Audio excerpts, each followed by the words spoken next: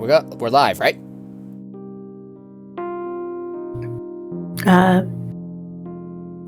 I think so.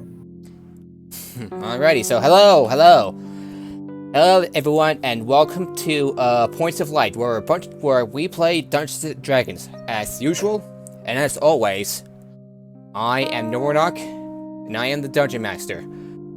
Since there will be like two of us, at least for the moment, we'll be doing some side quests. Some side quests and the like. And until Huntress gets on, she might be a little late. We'll be again, side quests. I have to say, it's a good thing I bought Sharn After Dark, because for cases like this, because I haven't well, you know, I haven't get the entire story written, like entire adventure thing written down and stuff. So this time we have Fenfire, who's going to be playing as a human fighter named Nephany, and Lonnie, who has changed their subclass from lore mastery to arcane polymath. Yeah. I bet you're eager to try out the new subclass. What does that do? Their main shtick is they essentially will over time be able to learn spells from other traditions. So, for example, I now have both Bless and Sacred Flame. Bless being the more important of the buffs. Yep. Somewhat similar to the Maverick subclass for the Artificer from the Exploring Eberron book. And speaking of books, guess what arrived in the mail yesterday? I got the Tasha's Cauldron. Tasha's Cauldron of everything.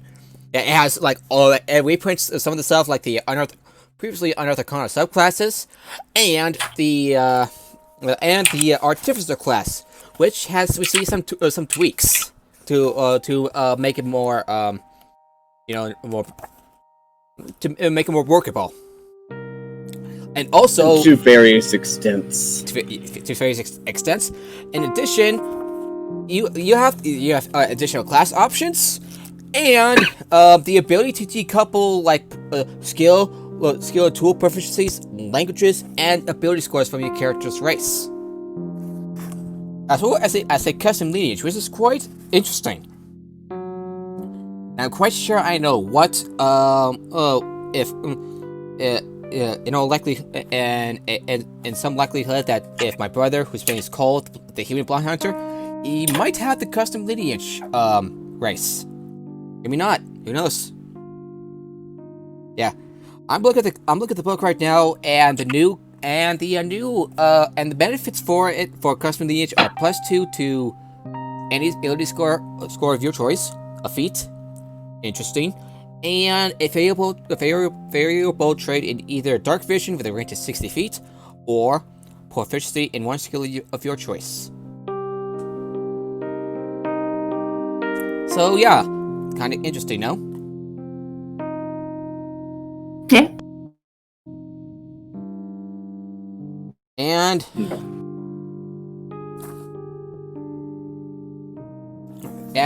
as for So yeah, it's been a bit of an eventful couple of weeks, no? Huh. Yeah, I know that Fenfire lives in. So Fenfire and I live in the United States. Lonnie, do you live in the United States? Just curious. Yeah, I live in Texas. Yeehaw! Not quite. Houston is not a bit more. So we have a problem. At least you don't have a problem. I'm sorry for the jokes. I'm sure you've heard them a million times. So, probably had to come up with something for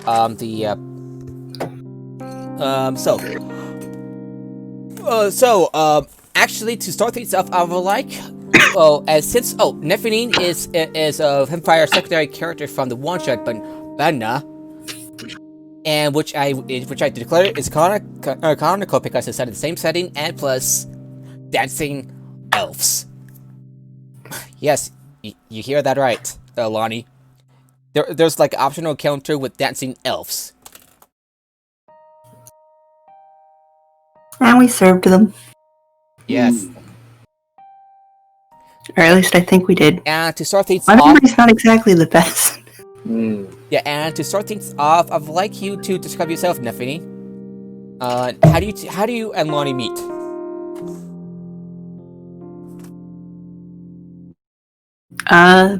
We could meet at the side quest board. Yeah, That is straightforward to the point. Yeah, previously on, who's up for a bit of a recap? Maybe a good idea at this point. Yeah, it's been a few good weeks. Previously Lonnie, Aurak, Fenfire, and Huntress. Huntress have been summoned over to Stormholm, the home city of House Landar, to meet with Guild Handler Laura regarding their quest for an artifact tethered to Dorth, the realm of the dead. Their main mission is to acquire an artifact that's called the Force of the Keeper. The Force of the Keeper, which allows the user to communicate with the dead briefly, as a matter of fact.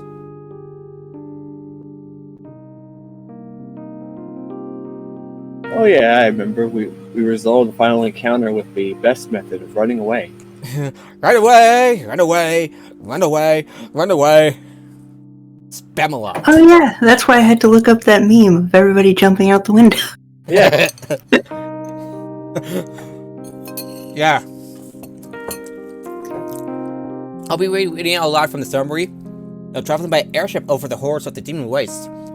The party descends into a vast canyon to find the lair of the keeper. After agreeing on a pickup point, and Oryx, the exercised wife, Glacia, decides to aid the party and joins up with them as they descend into a vast canyon to find the lair of the keeper. After agreeing on a pickup point, they just skydive into the hellish landscape and hides, narrowly avoiding the nose of the would-be god, a Dracolich. Because holy crap, you got lucky. Do you know? Because I was like on the edge of my seat, was like, oh crap. You know what I mean? Yeah. After the Dracolich have passed, you then explore the surrounding area, finding all sorts of nasty things, like the corpse of flower. With a big flower that's tried to kill you and uses the corpse for its nefarious purposes. For a flower. And your journey takes you to the lair. In the upper chambers of the upper chambers in a manifest zone tied to Dorth. You survived the horrors, and some of which you ran away from. And you probably taken care of a demonic version of Cannibal Shire LaBeouf. You've also managed to retrieve the artifact easily enough from a group of angry demons and ghosts. Once you've escaped, with your lives intact and a very clever use of Oryx Child Divinity, you've crossed paths with a Glechkala, who thankfully is happy to see Oryx and Glacia, though Glacia will have to stand trial for her crimes while possessed by the corrupted forces of the demon wastes. In exchange for letting the rest of the party go, Oryx and Glacia will have to remain behind in the demon wastes, which Oryx obliged. Happy to be home once again. as the rest of you return back to Sharn. And that is where our story picks up. So you're right back in Sharn, and Lonnie, you wait at the guild hall, waiting for your allies to show up, and for Laura to show up as well. You notice a bit of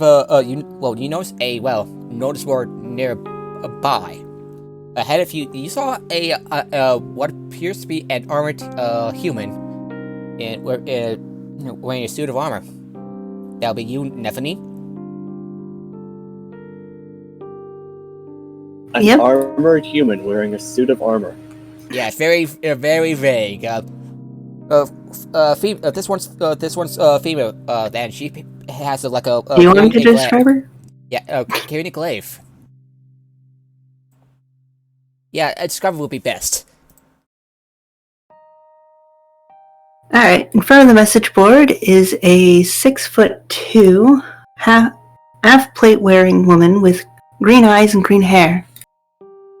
She has an eye patch over her right eye and a red scarf covering her neck. She has a rune-inscribed halberd of +1. Yay! Nice. The armor's blue with gold decals and... yeah. Lonnie will go ahead and ask if they... Since they're much larger than Lonnie, and Lonnie can't get a good view of the board from down here, they go ahead and ask if there's anything interesting going up there.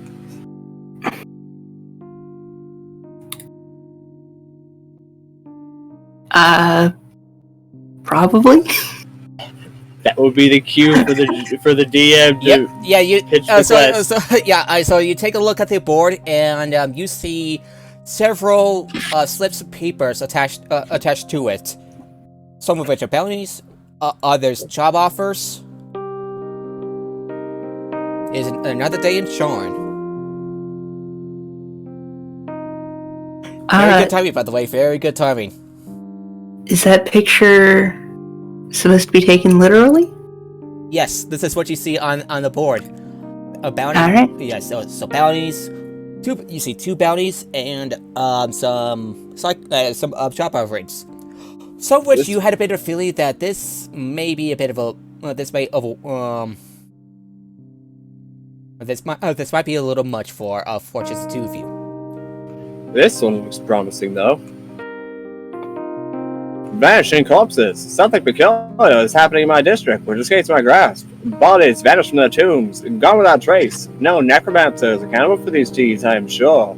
Visit me in the mausoleum of Gap for further talks. Alright, so I'm gonna take a look at the, ooh, yeah, this is a little too, this is probably a little much for just the two of you. Oof. Hey, we can go in there, fail, and jump out the window. I mean, true, the worst thing that can happen is we die. And then we get to make new characters. It's true! Or I could go back to Fenfire, learning my lesson. There's no lose in this scenario. I don't know, some people might miss Lonnie, though. That is true, that is true.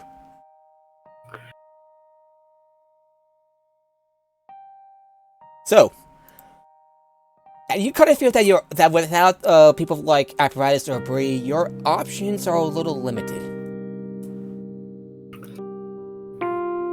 So, of the myriad things on the board, what would be reasonable for the current group? You notice upon a bounty of what appears to be a halfling Fogger car. 2,500 gold pieces, or Galfars. Dead or alive. And you see like a picture of a what appears to be a halfling some sort of small humanoid with a cap, old looking and have a wide nose. Well, it seems like the best one with payment on the paper. The payment amount seems to be this Fogger Car fellow, dead or alive.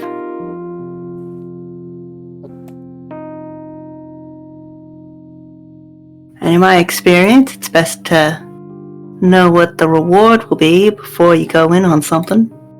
Which is what the reward is. 2,500 gold. Well, Lonnie is down for that. Now, we need to see who posted the bounties so that we can get some more information and know where to start. Yeah, so this is in this is in the guild, in the Clifftop Guild halls. So I'm noticing on the side in small print, it says that there's no liability in case of death, undeath, dismemberment, immolation, or otherwise. And I assume that the other squiggles are different languages. That is true. Mm-hmm. At least that probably indicates that either this halfling is a spellcaster or knows spellcasters.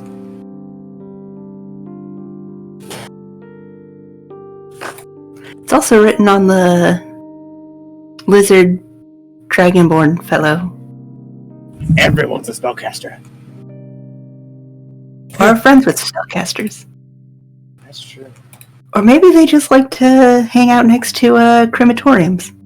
Ah, that is also possible. Alrighty, so What if they're working with the halfling and the halfling's like gonna do the like bend over and the dragon pushes you in? yeah. So according to the details of the bounty, you can you gather that the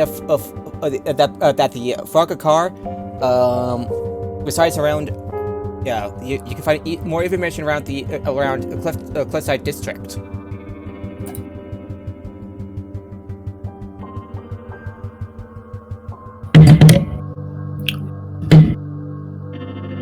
So you need to gather some information, find the bounty, and breed them in, dead or alive. Sounds fine to me. Fair enough. You in, wizard? Yeah, I'll gladly join in this. Let's go. Alrighty. So for now, the day is quite young. But you have plenty of time to find your bounty. How are you going to gather information? Well, once we get into the area, I'm going to make judicious use of my perception and investigation skills to see if there's like any indication of people acting oddly or... By the way, I am very much relying on you to do perception tests. Yeah, I have disadvantage on all of them. That's fine. I have expertise. There's also talking to other people, and lacking an eye doesn't really necessitate disadvantage. As for gathering information, you can try talking your way to people, and utilize persuasion or intimidation. Up to you. Do we consider Yeah, what? I was gonna say hunters could pop in at any moment or not. I'm guessing we're going to have to rely on our own two interpersonal skills, or are we going to have hunters do some talking if need be? Well, I can always attempt to chat with people. Yeah, let's look at you. So what are your trained skills? Trade skills. Yeah, trained. Like, are you trained in something like Persuasion, intimidation. Intimidation. I have a +1 to charisma, but I have no actual interpersonal skills. I can always attempt to use athletics to flex people into agreeing with us. Go ahead You know and what? roll. Go ahead and roll an intimidation check. And if you can, go ahead and roll an intimidation check. Natalie? Neffany? Neffany. Thank you. I'm sorry. Let's phrase it interestingly. We want to get people to pay attention. We want people to be interested in what they're saying. It's an intimidation check. What they're doing is like flexing, basically trying to get people looking like, wow, look at how awesome they're. Yeah. Those biceps are huge. You could crush a melon with those. Yeah. You're also trying to talk to some unsavory folks around here, even up top. So. You could crush criminal melons on those. Yeah. So yeah, go ahead and roll a charisma check, persuasion, or intimidation, whichever is higher. As well as, if you have any gold, it'll also help to bribe some people. Up to 50 gold. Neffany's feeling like a very scary girl today. Got a 24 to intimidate some bitches. Alrighty. And who will take care of bribing? Oh, I got plenty of gold. Lonnie just tossing coins to people going, I'll pay you for whatever information you have and get us closer to our goals. Maybe I'll even give you a nice tip. Yeah. I would like so to... Lonnie's the good... Uh-oh. Okay, so what do you say? Yeah, so Lonnie's the good cop. For lack of a better term. Alright, wealthy cop and angry-looking cop. Yeah, good wealthy cop and bad angry cop. I'm okay with that. So, I would like you to subtract 50 gold from your character sheet, Lonnie. That's fine. This is what you've gathered.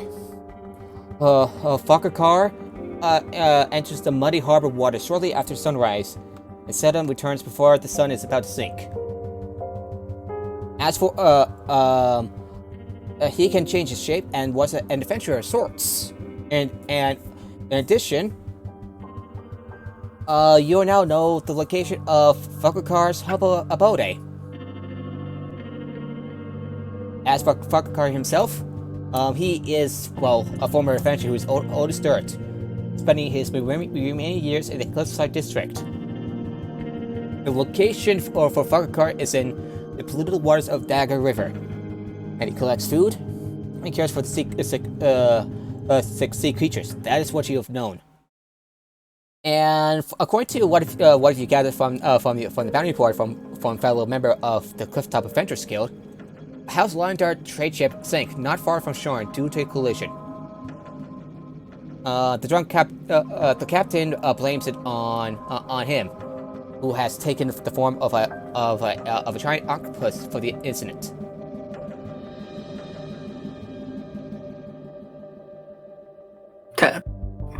So you arrive at the polluted waters of Dagger River. Trash and other things just like floating by as you walk on the shorelines. This is very homely. If there were a little bit more trash and some more people watching or some shadows, I think I would back home.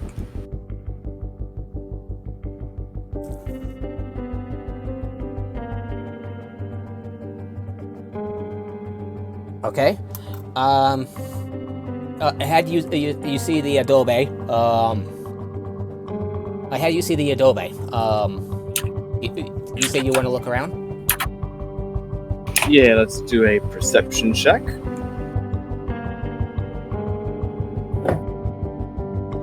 Okay, 16 plus 9, so 25. You happen to find what appears to be a secret hall in the nothing sort of the usual, but as you approach the door, do you knock?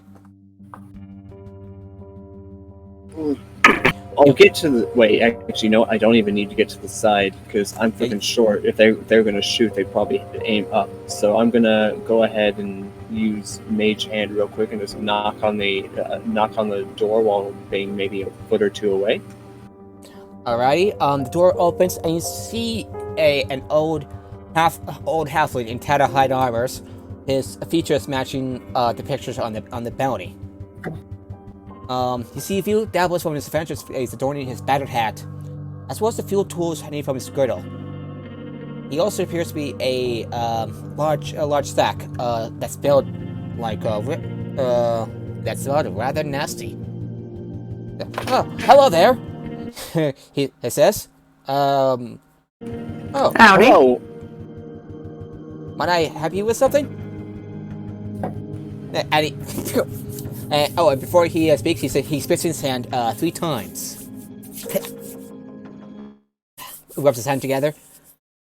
They're a bit ill. That's fine and understandable given the area. Yeah, nasty work around here. Oh, who would you be? I'm Vakakar.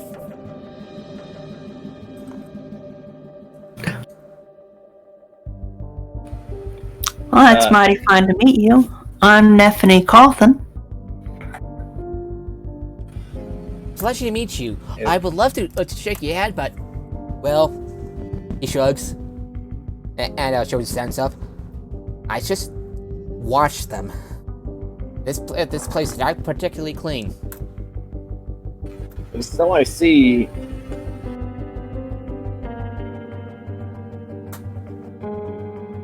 Out of character, Gunfire. How do we want to do this? Do we want to be upfront about it and see what information we can glean as to like why they have a bounty? Because I'm getting the distinct feeling that this may be a... Yeah, this does not feel like somebody that we would go out and just murder. Yeah. So should we? Let's see what information we can gather from them first, because this may be where there's a different problem at foot. Yeah, I see no problems with being pleasant with people. At least to start with. Yeah. I do ready to cast Hunter's Mark just in case, though. Fair enough. As a fighter, I know 2 spells. I can cast each once per day. I'm going to have to make this go a bit easier on the checks. I'm going to put guidance on you. That way, you can get a +1d4 to whatever charisma-based check you want to do on them when we talk. Oh, thank you. I would like you to roll a sleight of hand check. Hey, there's Huntress! And then Huntress pops out of the darkness and murders the target immediately. I've been here the whole time. And then I'm very, very sad. I've been And here suddenly the Huntress whole pops out of time. nowhere and says, "Oh, that's you, Huntress."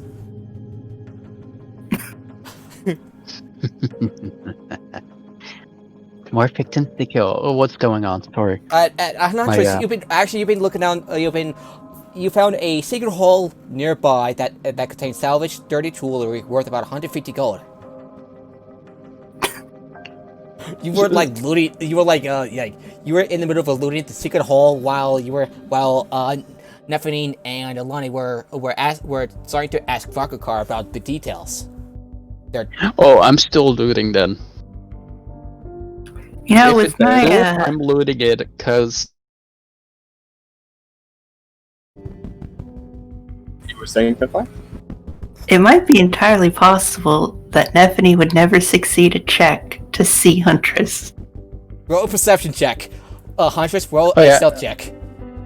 Alright, automatic advantage, let's go. I'm completely invisible with a natural 20, so that's a 30. Without being me. I rolled a 1. I rolled So a a total natural of 2. 20 and a 2. Nope, you did not notice something going on. Nephany. Sincere? He doesn't show at all, he's a robot. I mean, robots do have. They would have a smell, kind of whatever type of metal they are. Her scent is in another dimension. Yeah, you did not notice anything strange going on aside from Falkakar seemed to be friendlier than what you assumed. Huntress is clearly on my right. Of course. There's nothing there. Message pops up in their head. But yeah, Don't worry about it. Don't worry about it. I'm right there. I swear, if it's the bloody hags again. Yeah. No, my girlfriend has a hard time at work, so I have to comfort her. Yeah, we She's get it. gonna sleep now, so she can get 9 hours of sleep. Okay. But yeah, so, I'll do the sleight of hand real quick for the thing. So that will be a. Let's see. 18 why are you plus trying to do 19? why are you trying to do a sleight of hand?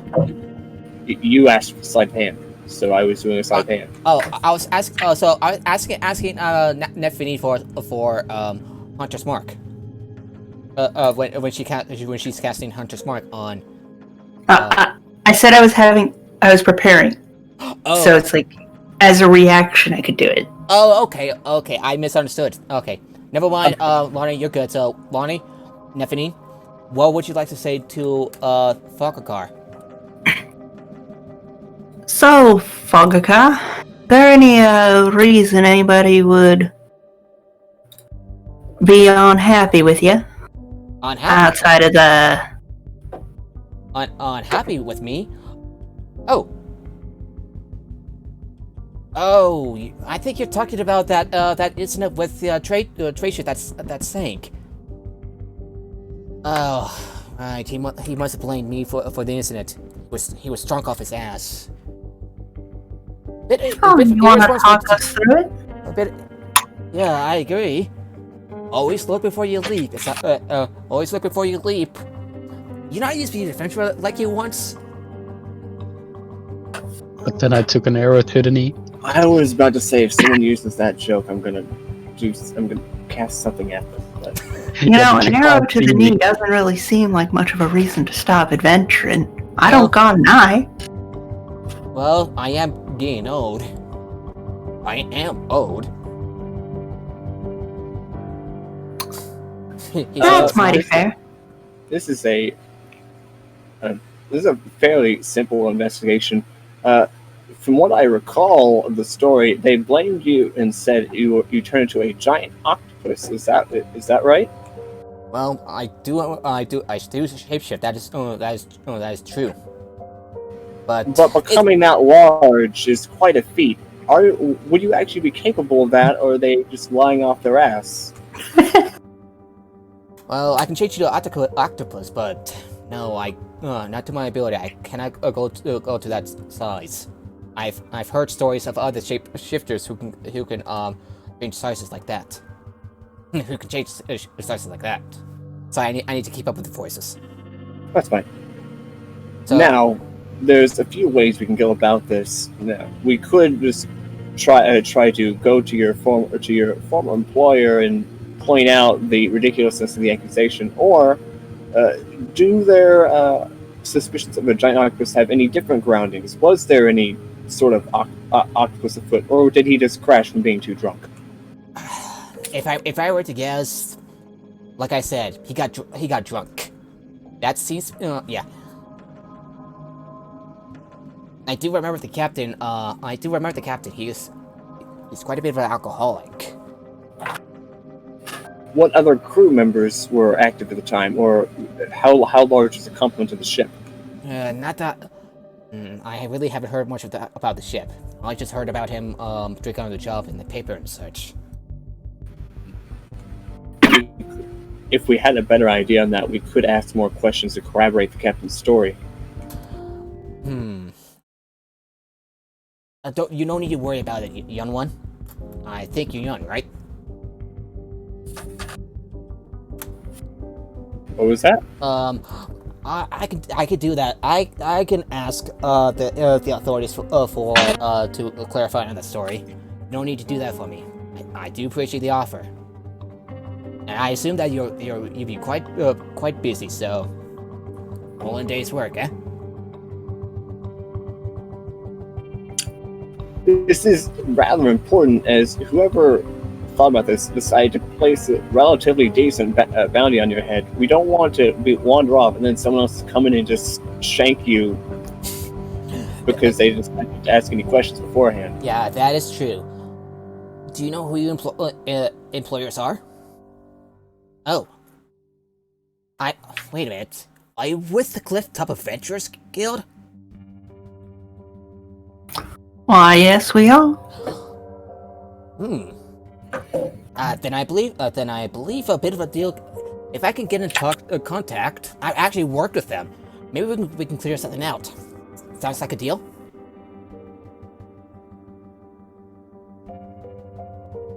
And Peaceful.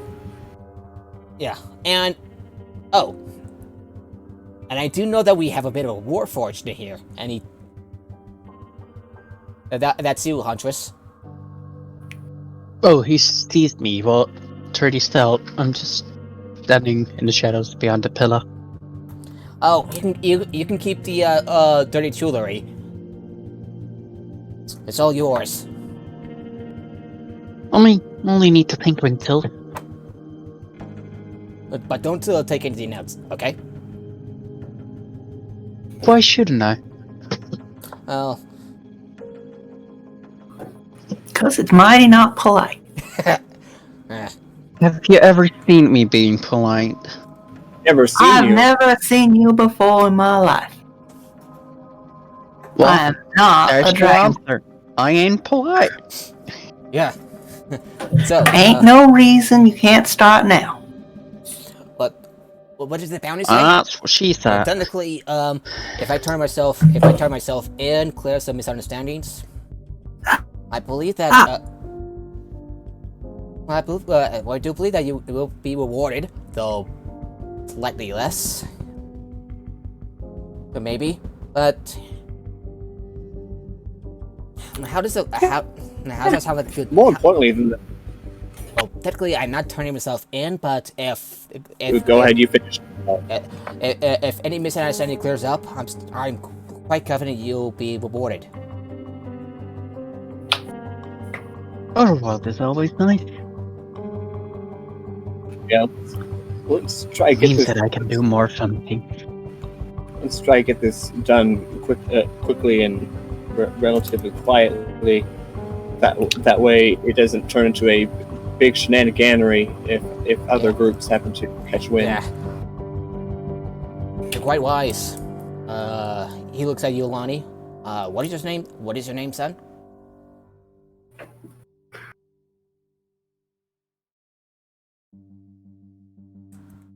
Oh, his name is Lonnie. And Lonnie, don't worry about it. You guys think 50-50 it's the Deathscape Guild that attacks us? Yeah. All right. Then. Or we'll be crossing over the river, and out will come the druid that turned to an octopus that actually attacked the ship. Turns out Sean has a significant Kraken problem that everybody's just been too drunk to deal with. I wouldn't be surprised. If there are, well, I'll take care of it. Oh, I'll be meeting your employers at Clifftop, clear up any misunderstanding, and hopefully, well, I do hope things turn out well. Well, either things work out and your name gets cleared, or it also doubles as turning you in and we get paid. A quick note: with how disgusting everything is around here, are there any good populations of rats or other small mammalian creatures?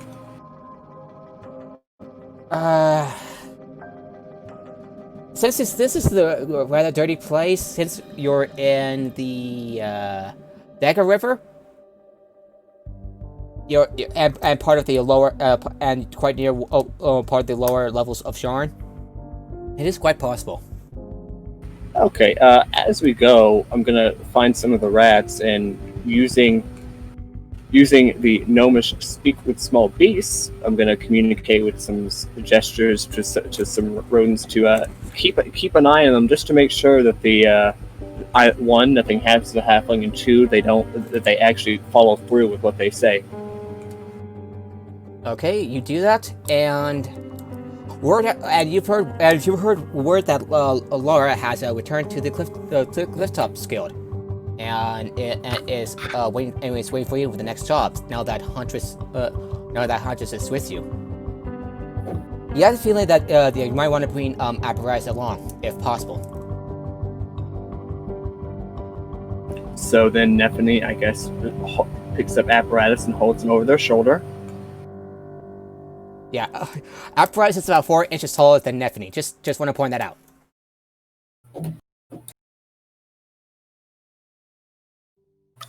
I think it's more of a matter of material than height. Yeah, plus apparatus weighs 300 pounds. So you But I think an athletics check of 27 should be enough to Yeah, they'll be fine.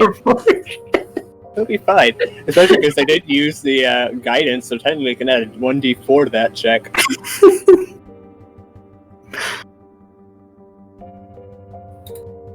Okay, I'm calculating the number of gold that you'll be rewarded with to Huntress, Lonnie, and Nephany, because this is about 2,500 gold if I get this right. Holy crap! Oh, nice. Then I'd finally be able to get a rare item. So about 833 gold for Huntress, Lonnie, and Nephany, and about 3 silver. 833 gold, and yeah, technically, these you were able to gather word, Lonnie, from the rats that he was able to clear his name, and the ward still carries through because you did your job and you cleared things up. Good. Did you say 833? 833 gold and 3 silver. And 3 bronze, now I think about it. Alright, can you write in the chat how much we got? Yeah, it's because... Whew, that is a lot. And we're gonna be moving on to the next module, if that's okay. Yeah, of course it's okay with me.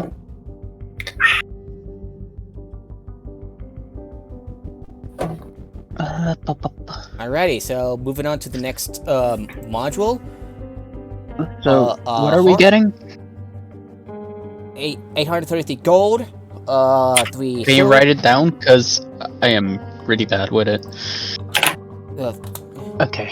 And 3 bronze.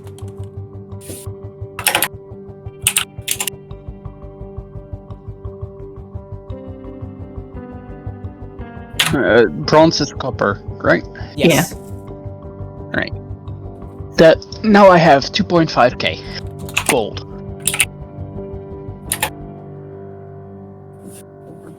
And next, blue bronze. If anyone gets is familiar with her Destiny 2, it should be this would be a nice song. I love this. This brings back memories. I know. I need to get the new expansion and start playing it again. Yeah, I played the Beyond Light expansion. It's good. I gotta get it. I still have to get it, but tomorrow I get my money and I'm getting Assassin's Creed Valhalla Ultimate Edition. So I won't have money till after Christmas. Oof. I was hoping to get because next month I need to get a new phone. Yeah, I was hoping to get an Xbox Series X in the near future. Because next generation of gaming, everybody. Yeah, no, next generation of gaming. PC Master Race. Oof. Alright. When the 4 of you arrive at the Clifftop Guild offices, Laura... Laura is waiting for... Let me try again because Groovy is acting a little weird. When you arrive at the Clifftop event... Let me try again. When you arrive at the Clifftop Guild offices, Laura is waiting for you, leaning chopping against the desk. Well, you can make it. I wish I could say this is an easier mission than the last few, but... You know I wouldn't lie to you. She motions to the leather armchairs near the fire, for you to make yourself comfortable. The task will be a lucrative one, but it'll be hard-earned. You are to recover an artifact, Steelheart, from Ashtar within the Moorland. The map should take you from the edge of the mists to the tower, though the last survey of this area from before is the the last survey of this area is from before in the morning. We do not know what might have changed since. Her demeanor becomes even more serious as she looks directly into your eyes. I would not be asking this if there's any other way. The shifter reaches down and produces the map, as well as a leather bag for each of you. Handing a clicking sack to each of you, she explains, "Your destiny is an unnatural one that requires special provisions. The region of the moorland you'll be entering is especially dangerous, as it suggests that healing magic is ineffective there. These are bottles of good berry wine from the hamlet of Hathiel, enough to last you for a 4-day mission. Guard these with your life. They may be the only way to save it." She seems to be quite shaken up while she explains it to you, and will offer each of you to about 800 gold each if you successfully retrieved the Steelheart and returned with your lives. We're going into the Mournland? You're going into the Moorlands. Lonnie muses to herself a bit and going, with seemingly every mission being to collect some ancient powerful artifact, at some point it's going to make some villain really happy to just have all of them collected in one spot for easy scooping. Yeah. You remember what one of our members, Celeste, has told me? Beware. Lonnie hinting at their secret evil plan. Huntress thinking in her head, damn it, they know. Oh, something is weird coming out with the prophecy. I'm not quite sure. Ever since that prophecy that Celeste has brought up, do you remember what the prophecy is?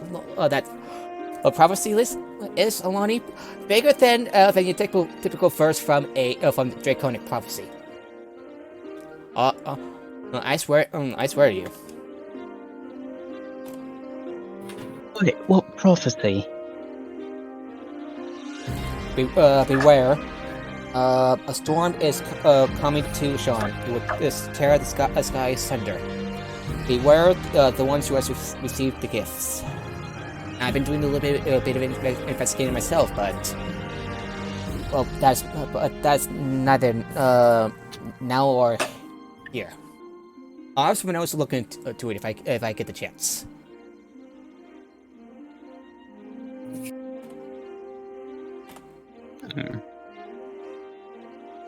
Beep boop, Apparatus and Nephany introduce each other. Yeah. Alright, you're Nephany, right? I am. Well, I'm Hunter. Pleasure to make your acquaintance. I hope the pleasure will be mine.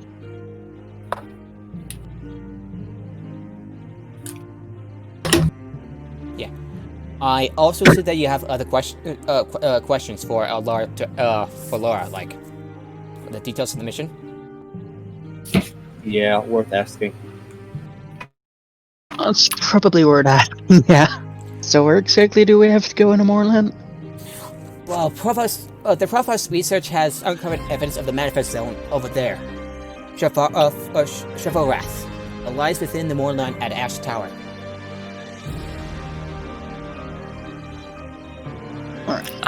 Would this happen to be... Nephany was saying something, sorry. Huntress can go first. Sure. No, I was just saying, I'm gonna grab the map so I can actually see where we're going. Yeah. Okay. The map is outdated, as she says, only depicting what the country, at least this part of the country before the day of mourning. Would this... Would our path happen to cross by where my unit died? You take a look. Your unit? I've heard about what happened, Nefini. Let me take a look. I'm not quite sure. If you happen to face something over the, find something from your unit, be careful. They may not be what you think they are.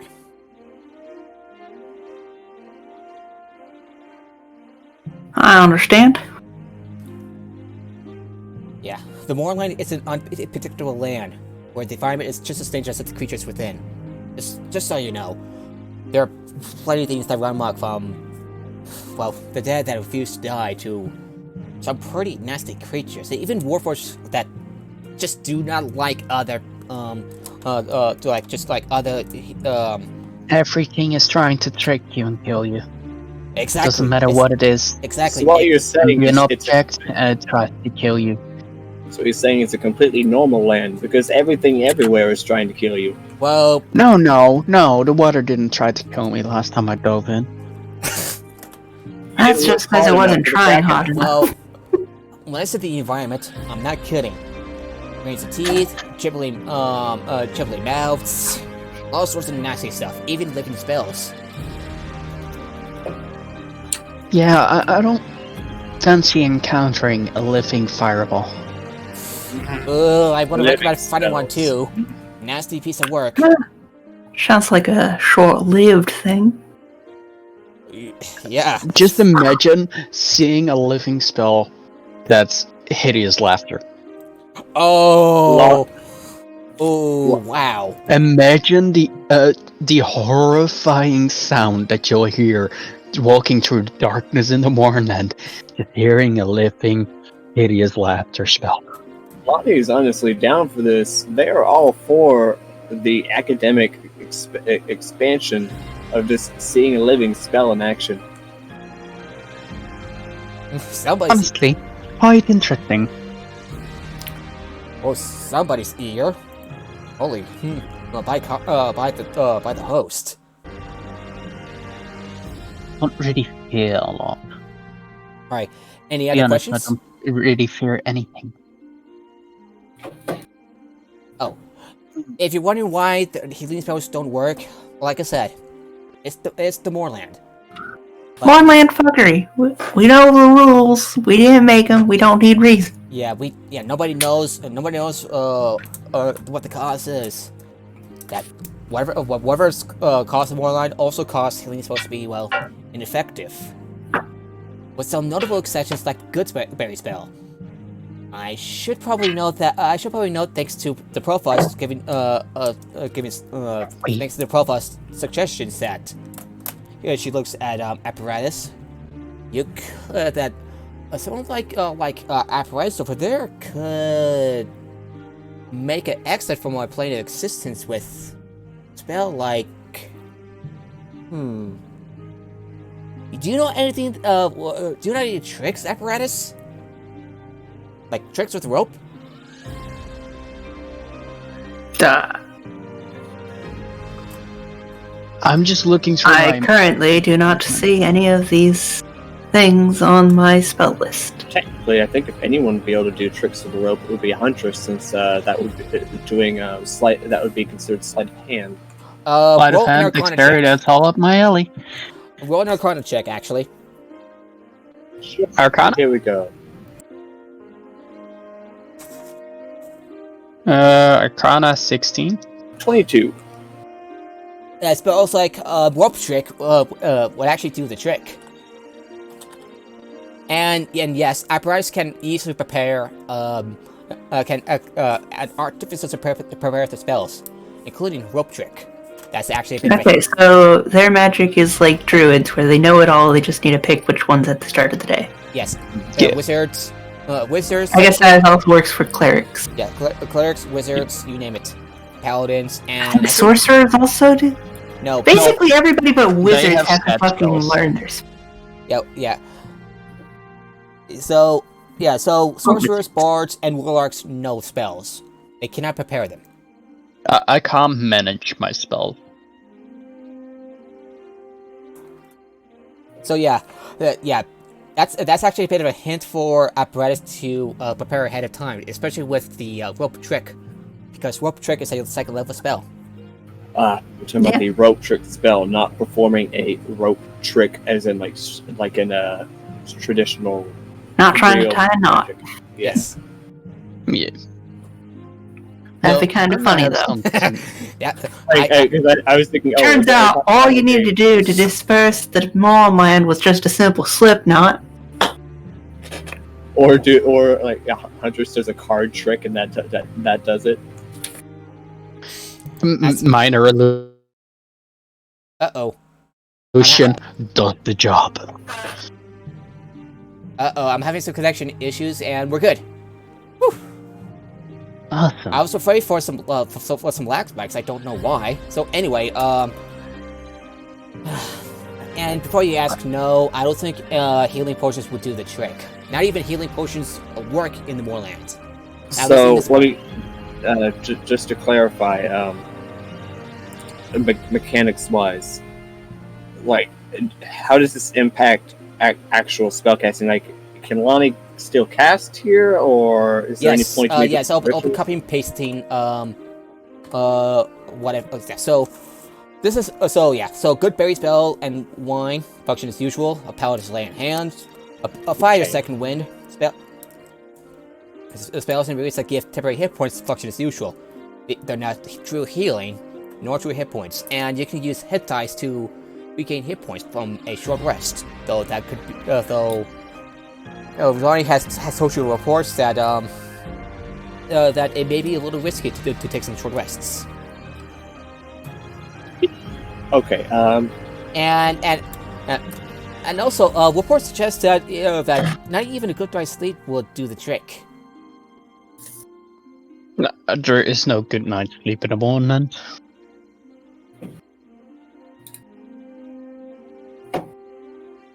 And what is the climate of the Moorlands? Like, is it swampy? Is it lots of water? Think of something like you ever heard of how familiar are you with the Sound Hill? Foggy and nuked. Exactly.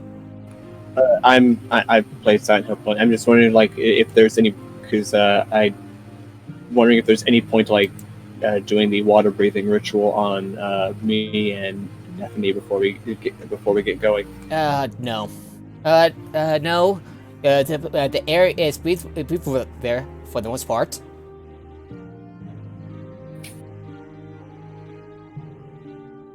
Oh. I just like to check since half the party still requires oxygen. Yeah. If you're wondering about you're wondering what this good berry wine is, yes? I'm currently confused about an item in my equipment that's imbued with Doloran Holy. Can't pronounce it. Powerful manifest stones can infuse local trees with planar energy. A gifted artificer can tap into this to create a wand, staff, or rod that is especially effective at channeling a particular type of energy. I don't know where I got this. Oh, from the last module that we did. Okay. Your rampant kleptomania catches up to you. And suddenly whenever I cast chill touch or necrotic orb, no, not necrotic. Whenever I cast chill touch, I can add an extra D1 to the damage.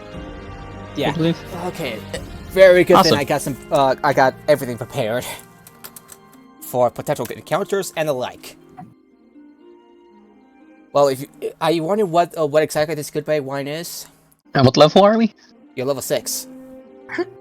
So, okay. Good berry wine. Well, first made by druids in the Green Hunt Forest of northern Borland.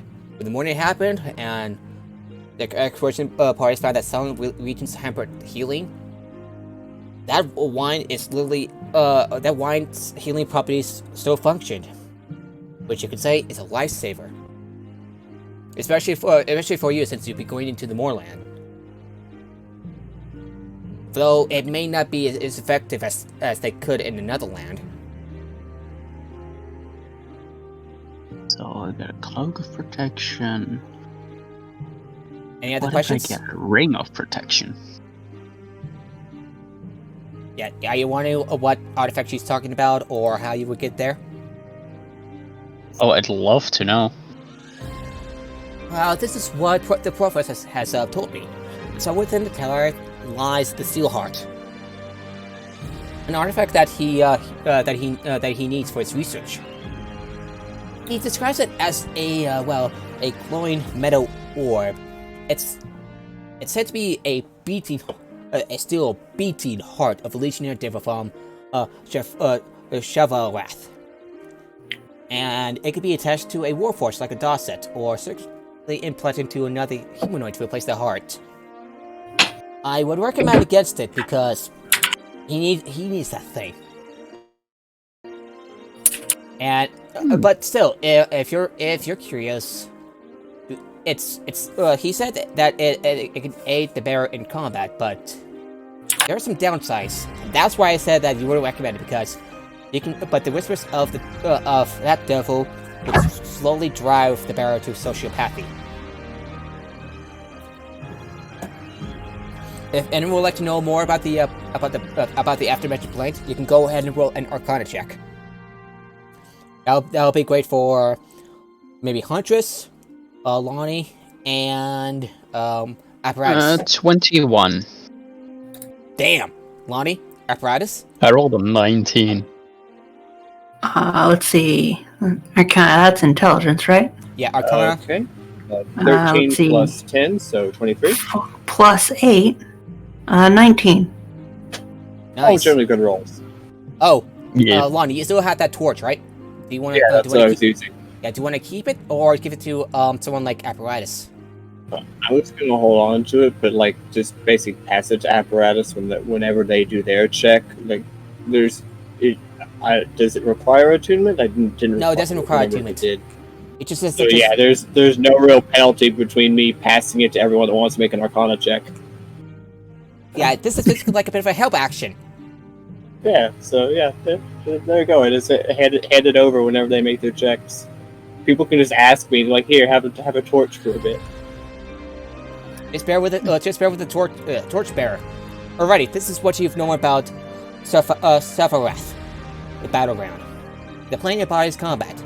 It's a place where agents of valor, righteousness, and lost causes war endlessly with fiends of tyranny, oppression, and simple, mindless rage. And demons. Across its vast battlefields, endless sieges, guerrilla skirmishes, and horrific trenches, war in all of its aspects is reflected. The denizens of that plane generally care little for other planes, as they believe the fate of all worlds is decided on the bloody plains of their battleground. When Shavarath is conterminous with Eberron, the world finds itself bent toward war. During battles, strange phenomena have been reported, such as whirlwinds of razors appearing out of nowhere, or creatures of Shavarath in the midst of battle spilling to Eberron. I want to get at the 2. And Elbet, and Laura says, and Elbet, you wonder how you're gonna get there, right? Is it going to be yet another train?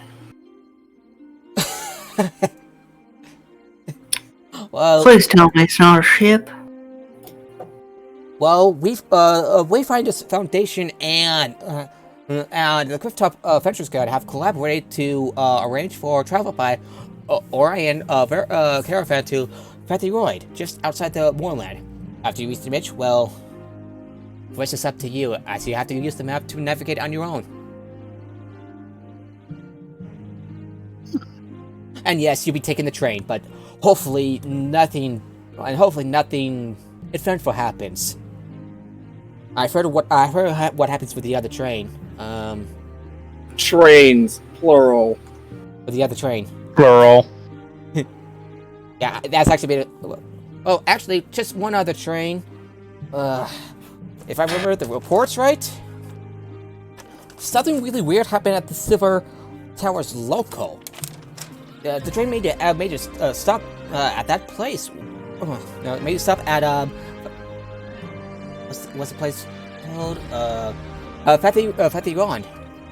Apparently, there's been a big explosion in one of their carts.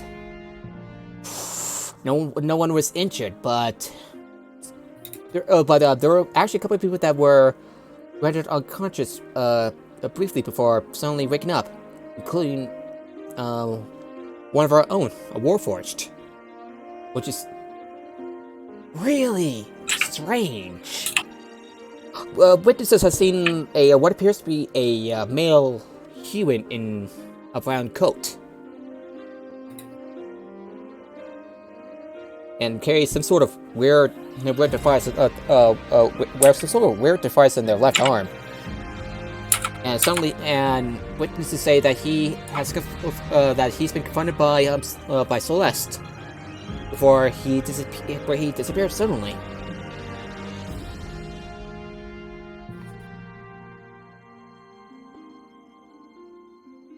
Really strange, don't you think? Yeah.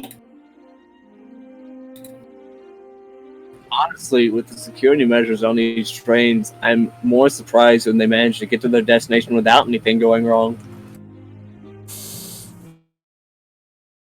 Yeah. A lot of bad stuff did tend to happen. Yeah, especially around you folk. Just be careful, okay? I want to get at the 2. But I don't know what they do. Alright, so before you set out, and with the new stuff for and with the new stuff from Tasha's Code and everything, this would be a good time to buy some new stuff. There he went. Nope, I'm here. I'm still here. Yeah. He disappeared for me a second. With Tasha's Code and everything released just a few days ago, with it came the new magic items. The 2. Yeah, so that means But I don't have the book yet, so I don't have it in my D&D Beyond. yeah, so that means that there are some new items, especially for something like a all-purpose tool, something that should be quite useful for apparatus.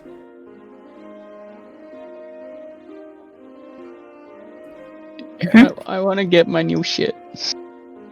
Yeah. I have to wait till next week. I want to get at the 2 for Hunters. Alrighty, so before You're you a set out, robot. Why don't you just get a marker and write on you? It's gonna be a marker, but a magical mark on her. So that would still be really cool. Just imagine Warforged with a giant dragon carved into their right shoulder. And it lights up every time they get damaged. Just imagine something like that. That's fucking awesome. or they'll be confused. It's like, since when does a Warforged have a dragon mark? Oh, that would be really fucking cool. Just get a tattoo in the shape of a dragon and act like they're marked by a dragon mark. Alrighty, how expensive are tattoos? Because I don't have the item in my D&D Beyond. Like with most magic items, it varies by rarity. They're treated as if they're magic items. Some of them are uncommon, I believe, like the uncommon or above, or it really varies on the tattoo. What sort of tattoo are you looking for?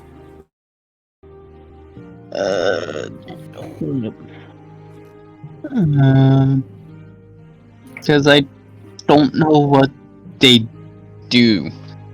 Alrighty, so I can basically lift off what each of the tattoos do. It's like absorbing tattoo. Would that be better off done something during a period where they can actually consider as opposed to during the session? Fair enough. But I found something I really just cool. want to know what a spell rot tattoo is. A what tattoo? A spell rod tattoo. Okay. Spell rod.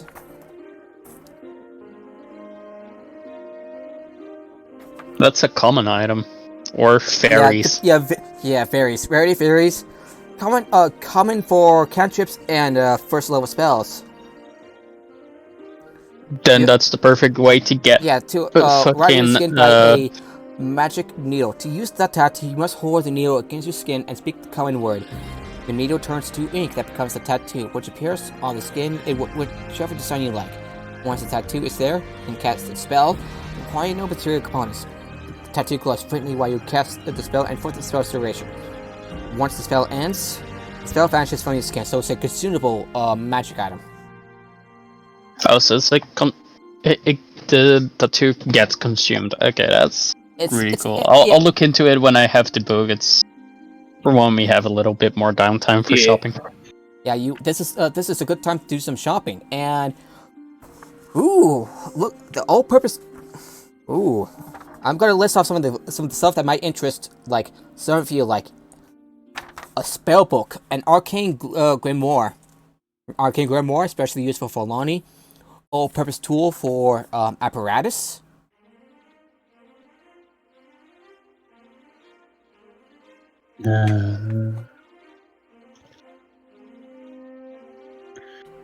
What would a ring of protection cost?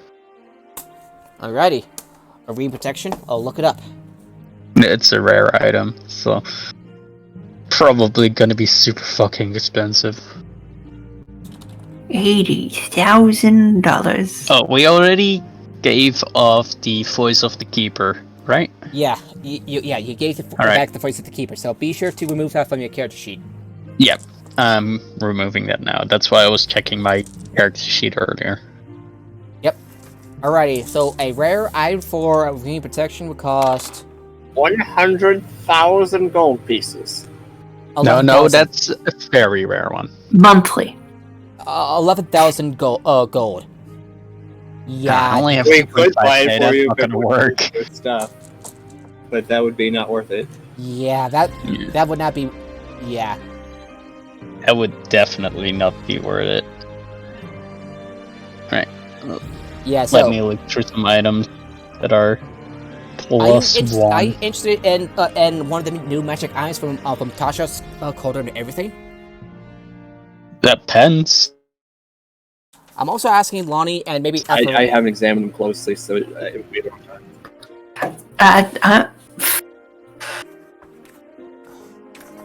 I assume that there's neat magical things that apparatus would want. But I'm not apparatus. I'm just puppeting him. I don't know the context of the spell book, so I'm not like. I'm looking at it right now. I mean, there's the Atlas of Endless Horizons, and you could just copy a bunch of teleport spells out of it. Alrighty, the Arcane Grimoire. Basically, you gain when you can use it as a spell. When you're holding this leather-bound book, you can use it as a spellcasting focus for your wizard spells, and you gain a bonus to spell attack rolls and to saving throw DCs for your wizard spells. You can, in addition, when you use the Arcane Recovery feature, you can increase the number of spell slots you regain by 1.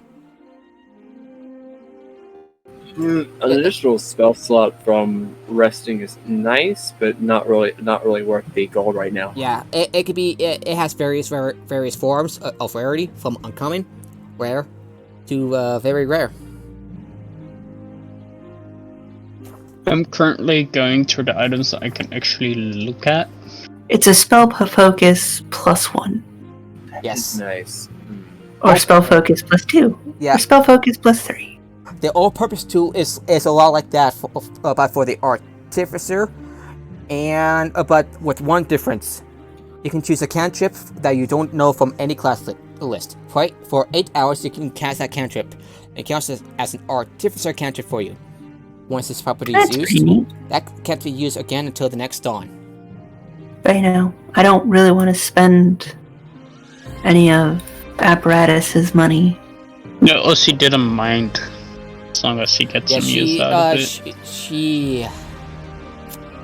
She's taking a break for a while. Yeah, she's taking a break. Yeah, she says that, well, she wouldn't mind.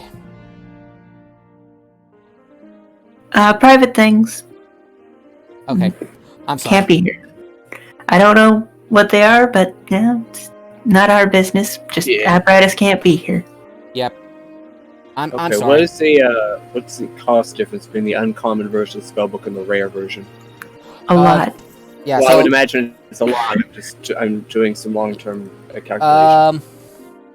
yeah, so a rare would cost you about 2d10 times 1,000 gold. Unkind, d6 times 100.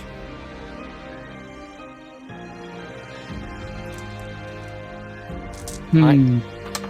For an uncommon version, uncommon is unlikely to even be affordable anyway, since unless they roll very low, it's still going to be too expensive. yeah, an uncommon, the uncommon version of the spellbook would cost you about 500 gold, without discounts, of course. So since you're in the Clifftop store, you will get a 50% discount. So 5%. So that will. So if it's 500, it would be 475. I mean, that's fine. Okay, I'll pick that up. Alrighty? Note that it does require attunement. It does require attunement. I'll be copying and pasting the item real quick, so bear with me. Arcane, Grimnoir. So how much are the all-purpose tools going for? It, like I said, like with the Grimnoir, it depends on the rarity of the item. If you go for a +1, it's uncommon. So d6 times.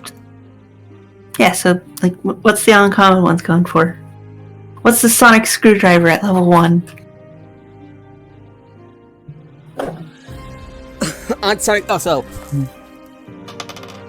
that'll be. It's literally described as a screwdriver. Yes. So about 200 gold.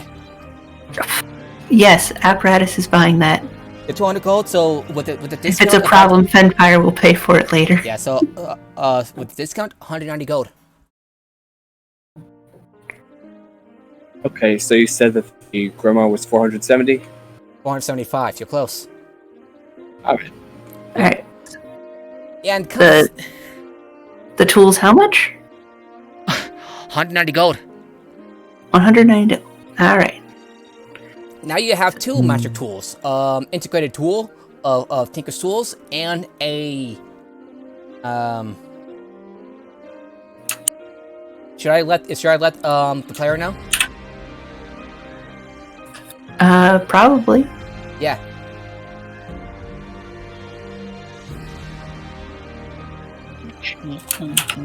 I mentioned that I'm willing to pay for it if it turns out that's not something they wanted.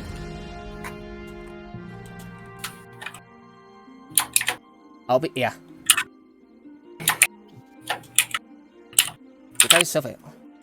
That also means apparatus is out of attunement slots. Yeah. So yeah. Oh, that means they have a wand of the War Mage +1 and a all-purpose tool +1. Would you like?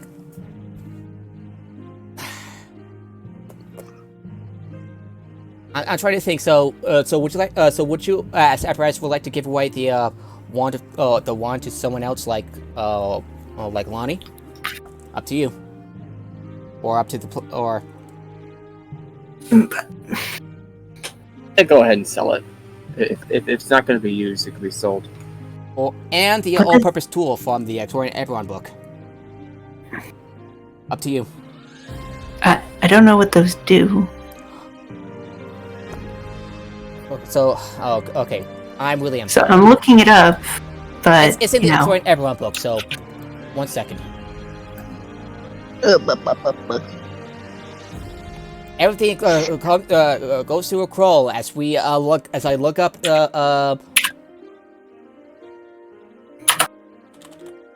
Alright, Wand of the War Mage. Wand of the War Mage. When holding this wand, you gain a bonus to spell attack And roll you ignore determined by the cover. wand's rarity.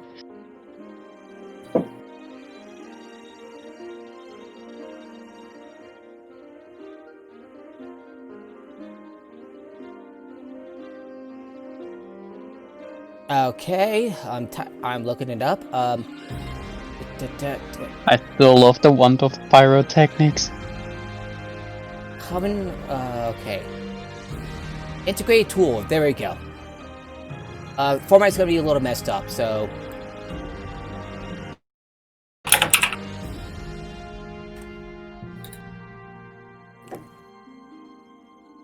Uh,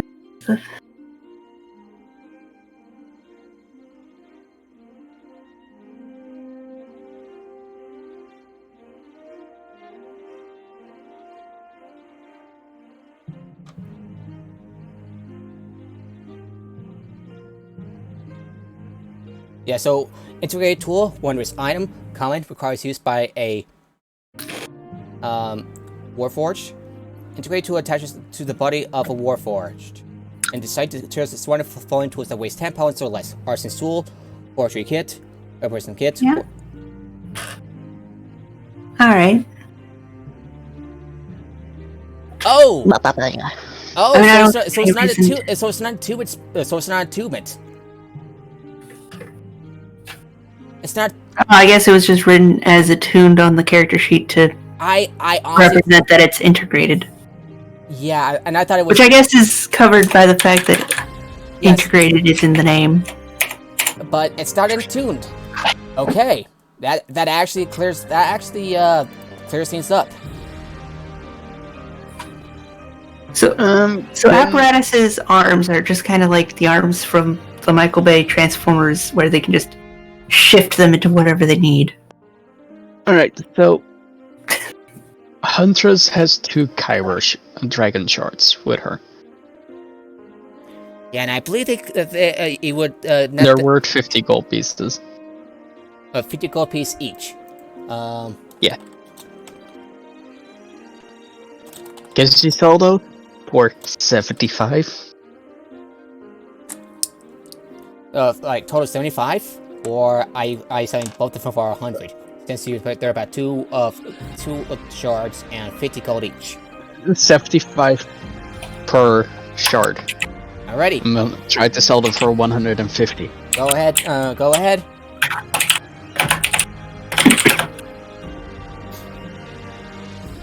Alright. So adding 150.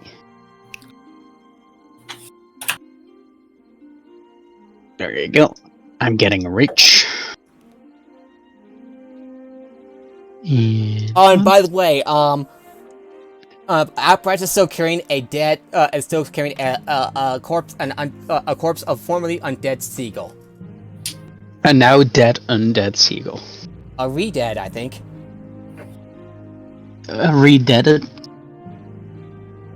NC finally has a hand crossbow. Oh. Wait, can I get a hand crossbow plus 1? Is that a thing? Yes, that's an uncommon item. I'll roll the Yeah. 300 gold. No, 300 gold, so that'll be 285 gold. Less than a spell, less than that spell book. She'd like to go for one that has warning, like a hand crossbow of warning. When you attune to it, your party can't be surprised. Yeah, that's an Because the uncommon. weapon magically awakens you. That's an uncommon item, and 285 gold. 285? Yeah, since because you have. I'm 5% taking it. Alrighty, go ahead and subtract 285 gold from your character sheet, and And 285. And sell the other hand crossbow. alright, and how much? Okay, 190 gold. That'll be so 2150, 1960 gold.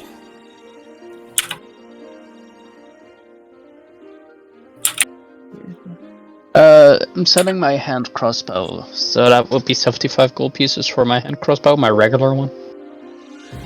Sure. Hand crossbow. It says word 75. 75. I'm gonna divide by. So you're gonna be selling your old crossbow, which would be half the selling price, which would be 25. Okay, 74, 37 gold and 5 silver. 37 and I'm good with that. Nice. Right, let's attune to this crossbow so we get warned on everything trying to kill us at night. Alrighty. So we can't be surprised by enemies sneaking up on us while we're sleeping, because the weapon would magically wake us up unless we're magically put to sleep by a sleep spell. Nice. I could have cast the alarm ritual anyway, but that works too. I mean, the more the merrier, right? Yeah. I now have 1, 2, 3, I think it's 4, only 5, me 6. and Oh, give it a sec. I'm having Lonnie that Yeah. would need to be woken up. We're for sure aware while they're inactive. True, but it would magically wake you up, so I don't have to do anything that requires effort. You're gonna be Like like throw a Luigi, dagger at us. who wins in a Mario Party by doing absolutely nothing. Yeah. Okay, so is that all you want to buy, or are you good? This is like, That's all I want to okay. buy. I have about the same money as I started with. Fair enough. Lonnie? Neffany?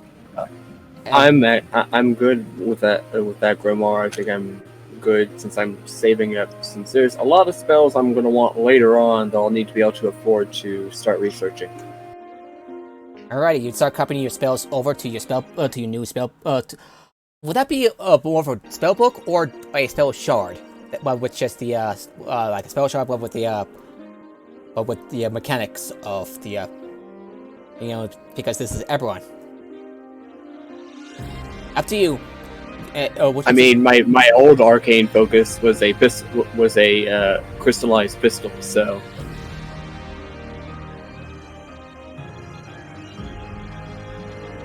Yeah. So everybody ready to move on? Got stung by a fucking mosquito in the middle of the fucking. I know. Yeah, It's kind of annoying for my thing to start lagging. So. I'm getting stung by mosquitoes, Oh. and it's almost winter. That sucks. Whoop. Yeah, welcome to climate change. Yeah. Oof. Ironically, I haven't had mosquitoes around here in ages.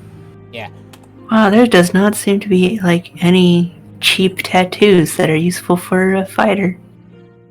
Yeah, no. What am I gonna do? Use They're rare. just Rare ones. I like how some of the rare ones are good, but you just can't ever afford them. You gotta just wait for the GM to drop on your I lap. think rare items should just be a few $1,000, where very rare items are like tens of thousands. Yeah, That's it's true. like all the rest of the new like items are like Alright. magical class specific. Next week. Yeah, or requires certain items like 2,000 worth of diamond dust, like in a critical roll-up. So that would be something cool. Though it's really fucking expensive. Yeah. We're now moving on to the next scene. Everybody okay with that? Yep. Alright, just one double check. Departing Shorn, the lightning rail crackles with blue lightning as it passes over the elemental nodes.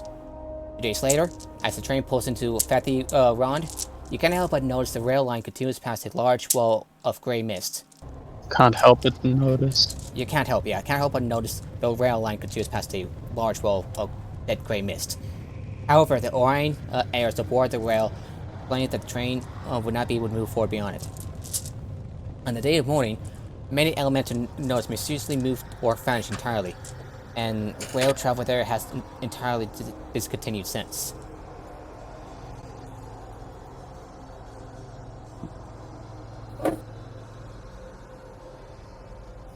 So you travel the rest of the way on. You travel the way rest of the way on foot, and you walk a worn path with remnants of travels from the years before Kyrie was destroyed. Since the morning, however, since a few feet have come this close to the mist. Maybe for the except perhaps for the occasional railish patrol. And as far as you can tell, superstition and outright fear has kept the townsfolk and half-hearted adventurers away. You step into the moorland's dead gray's mists. Technically, Huntress, without fear, steps into it. because Lonnie is a gnome and short and slow, before we got moving, went ahead and did the Phantom Steed ritual. So I have my... Technically, I'm not taking a step. My ghost horse is taking a step. You get on your ghost horse and you step in with your ghost horse. While everyone waits for you. While everyone waits for you to get ready, 10 minutes pass, and your ghost horse, well, you know the rest. Yeah. Definitely stares at the fog a bit before taking a deep breath and stepping into it. Huntress is just ignorant and walks in. Leaving above you, and as far as you can see to either side to the horizon, there's a ruddenness about the mist that tower ahead of you. Though there is a breeze blowing, tossing the grasses you are standing among to sway and ripple. The dead gray mists float in front of you, unmoved and untouched by the wind. As you step into the mist, you sense why. The winds. Why do I have 8 temp? What do you say? Why do I have 8 temp HP? 810? 8 Like- temporary HP. I don't know why. This- What? Sorry, I'm gonna. Sorry, continue. Didn't mean to. No worries. We get your confusion. Yeah, the winds do not penetrate at all. Though the mist offers Yeah, it's no just like- resistance. The game agreed and didn't like how Apparatus had more HP than you, so it decided to just give you some. Anyway, But no, it's like it's D&D Beyond. I don't know if it's like I'm supposed to have that or not. it's not. So now I need. Yeah, so anyway, as you step into the mist, you sense why. The winds do not penetrate at all. At all. Though the mist offers you no resistance. Light and sound become muted, and the air feels heavy, stagnant. As you begin to move through the mists, everything seems deathly quiet and still, and the only sounds you hear are those of you and your are those of you make. The stillness and quiet leave you with an oppressive feeling of unease. I would like each of you to roll a perception check. Alright, perception. Where by do the I way, suck at those? Huntress doesn't seem to care at all about what's going on. 24 in perception. 5. 18 plus 9, 27. Alrighty, so Apparatus and Nefini, what'd you roll? Nefini rolled a 5. Apparatus. Where's the. Fuck. Where's the stupid thing? Apparatus has a +4. Yeah, +4. Perception plus 3 plus their ability modifier plus 1 from Wisdom 13, if I remember right, which is a +4. So you're good. So and Apparatus rolled a 9. Yeah, Lonnie? 24. Huntress, well, especially Lonnie, you notice that the mist seems to be almost reaching for living flesh. So what you're saying is it's completely ignoring Huntress and Apparatus. Yep. Yes. Also, I'm not even sure if you can count Huntress as a being with a soul at this point. It does, but it doesn't seem to. But the mist seems to ignore you as it seems to reach out for Lonnie and Nefini. Nefini pokes at it with the butt of her halberd. The mist seems like disappear. Yeah, like what do you expect it for a fog or mist? It seems to do nothing. Alright. Lonnie's going to go ahead and cast Mage Armor And assuming armor appears for around the next few hours. I should trek forward and travel toward your destination. You have to navigate through the moorlands, disorienting and hazardous mist. I would like each of you to roll a wisdom survival check. Who? Everybody? Yes. Wisdom survival. Where the fuck is survival? It's wisdom, so... Oh, there is 20. survival. I'm actually proficient in that. What the fuck? Oh, natural 20. Okay. Lonnie, Iveratus, Nephany. A dirty 20.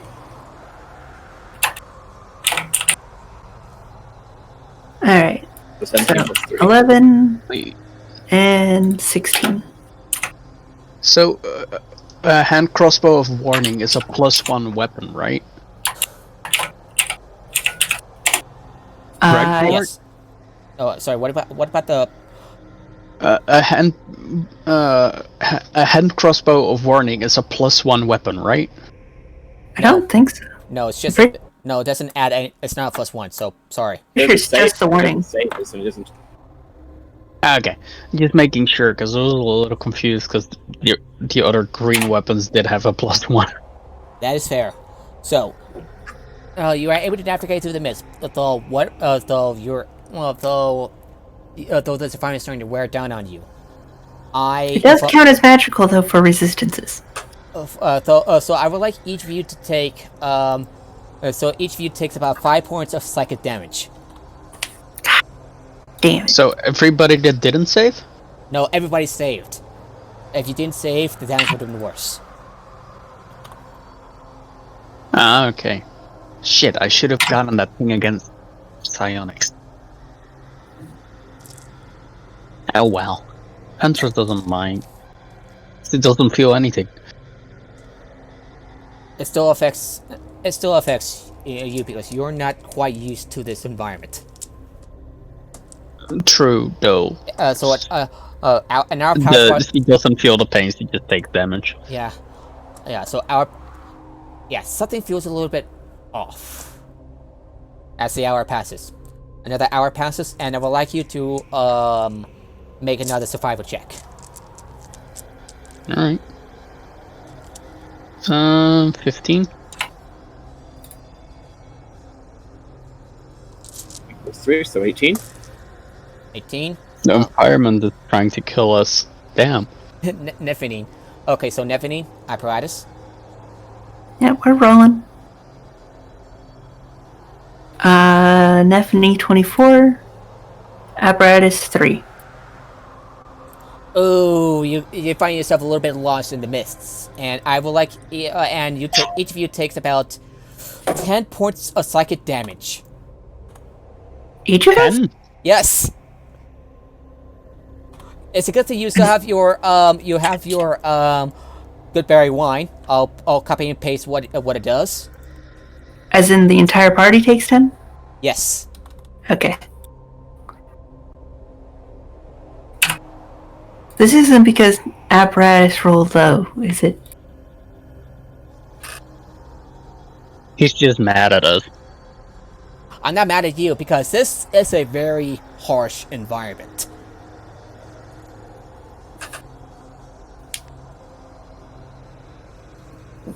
So the issue has has a jug of good berry wine, as promised.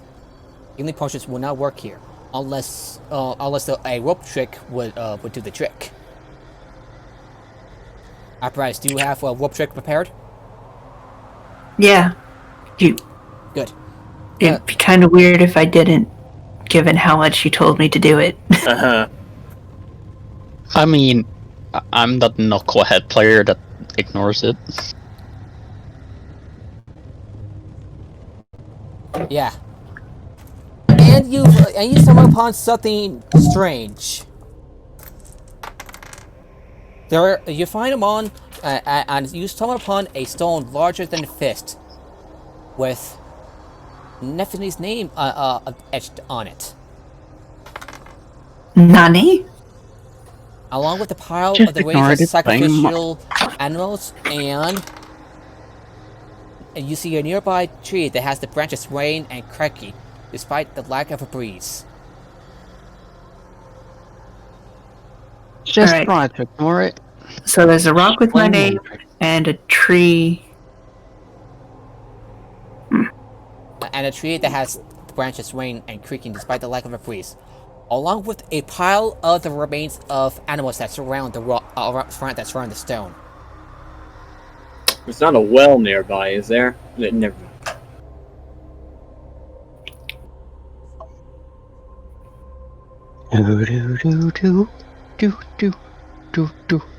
How much feet is it away? It's about 30-50 feet away from the stone. This tree's not like familiar to me at all, right? Right, so at 30 feet from me, in that direction, I'm gonna summon a minor illusion of a skeleton hand sticking out of the ground. Where would you like that skeleton hand be? To be around the whole thing, that the whole apparition that we're seeing. And with few mutters and like a sway of their hands, a skeleton hand just like floats by.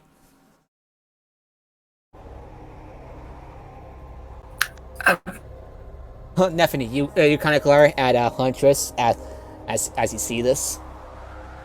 You? Would I know that they cast it? You see Let me do a sleight of hand. Hold up. Okay. No, you don't know.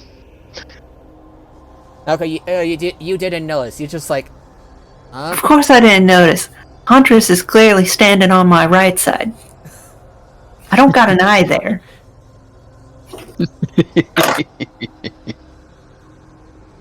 So... Okay. The tree does seem a little familiar, though you can't quite point, you can't put a finger on it. You've seen trees like these before. It's just vaguely familiar. As if, compared to, like, you, back during your childhood, you were sitting with a friend of yours, just relaxing underneath a tree. Well, as long as it's not familiar to the tree that I was hung from, I don't give a shit about no tree.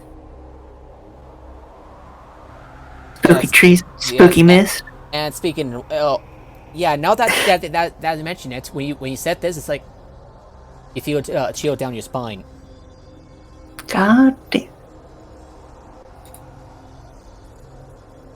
This might be. He sees this discomfort, goes, "Would it help if I set the tree on fire?" Would it help if I summon a clown? I think maybe we should move on. All right. And the illusion of the spectral hand disappears. I will let it waves goodbye and then it disappears. I would like each of you to try again with the survival check. Alright. 16. Being that now Lana kind of sees this coming, they're going to go ahead and... You have your action points, so don't forget to use them. I mean, I was going to slap our good fighter with guidance to improve their survival check. Good thinking. Guidance to say a catch-up, right? Yep. That's a D4, right? Yes, that's a D4. Alright. Well, I think we're gonna save it for now. I got a 22. I have a funny idea for when we ever fight a Warforge. How much is what does the action points do? You basically spend a point and you roll a D6. Alright, Apparatus is gonna roll a D6. Okay. Spell level. Oh, you're there. I believe. 22 and a 5. Oof. God damn it, Apparatus.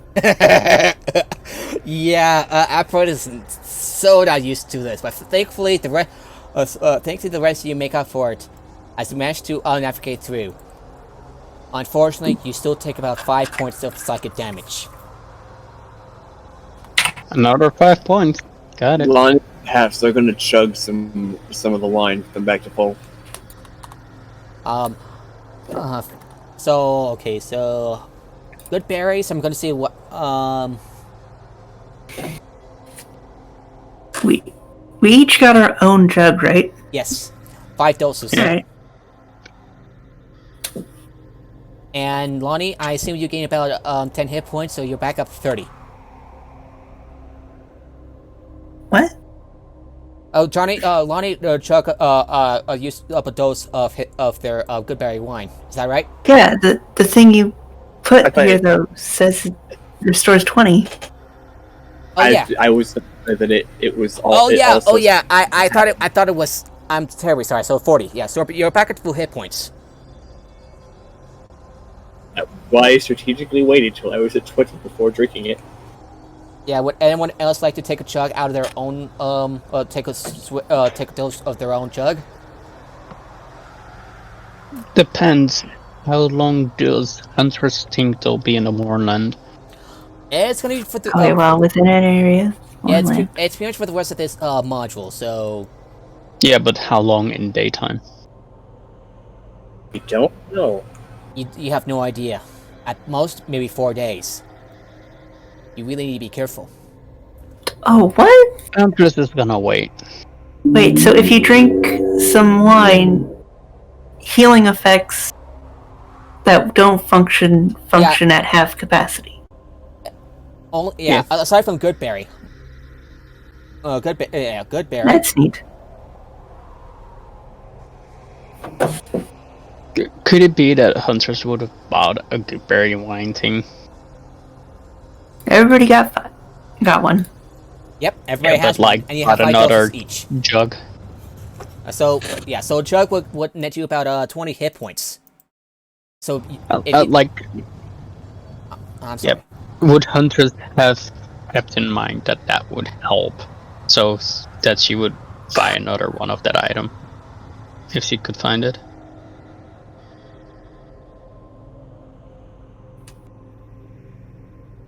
And No, it's too late. yeah, that means that you can actually take a take a swig of the healing potion if for you, Lonnie. No, Hunters is gonna wait. Okay, so you're good. I think we'll I'm be, back. You know, So when I the took another drink, yeah. Moorland starts fucking your brain up again, you Yeah, can start using healing potion. and I think the Warland is also fucking up my connection. Oof. Huntress will wait with her chug. Alrighty. While traveling through the oppressive mists, the sky above turns even darker, and the eerie silence sets in. You feel an odd sense of longing and unease, manifesting as a sharp pain in the pit of your stomach. Just then, you see a figure over your shoulder, and that you are certain that was not there a moment ago. It coalesced from the mist itself. Dark swirls of gray and black and white intertwining into a humanoid with 2 long blades of pure shadow. Nephenine, that figure seems to resemble something that, someone from your past. Yep, I'm we not with even our who? fighter, Ghostlands. And it reaches out to you and cries, Nephenine, why did you leave us? You told me to. I didn't want to go. It charges at you. Spectral do the goes rest- and the waves rest at of- the Spectre. It does what to me? Oh, Huntress it- uses her minor evolution to wave with a skeletal hand at the Spectre. I was saying, do we all see the Spectre? Like, or is Everybody, it just... roll initiative. Yeah, we all see it. Yeah, you all see Right. it. Ooh, Advantage. ooh, the shadow rolled an Five. 18. Yeah, 24. It is not surprised by And you. what did the Spectre roll? An 18. Alright, what did everybody else roll? So I can put it on a list.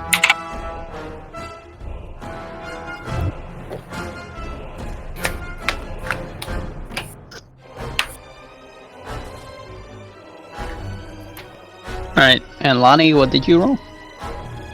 5. 5? Did you roll a natural 1?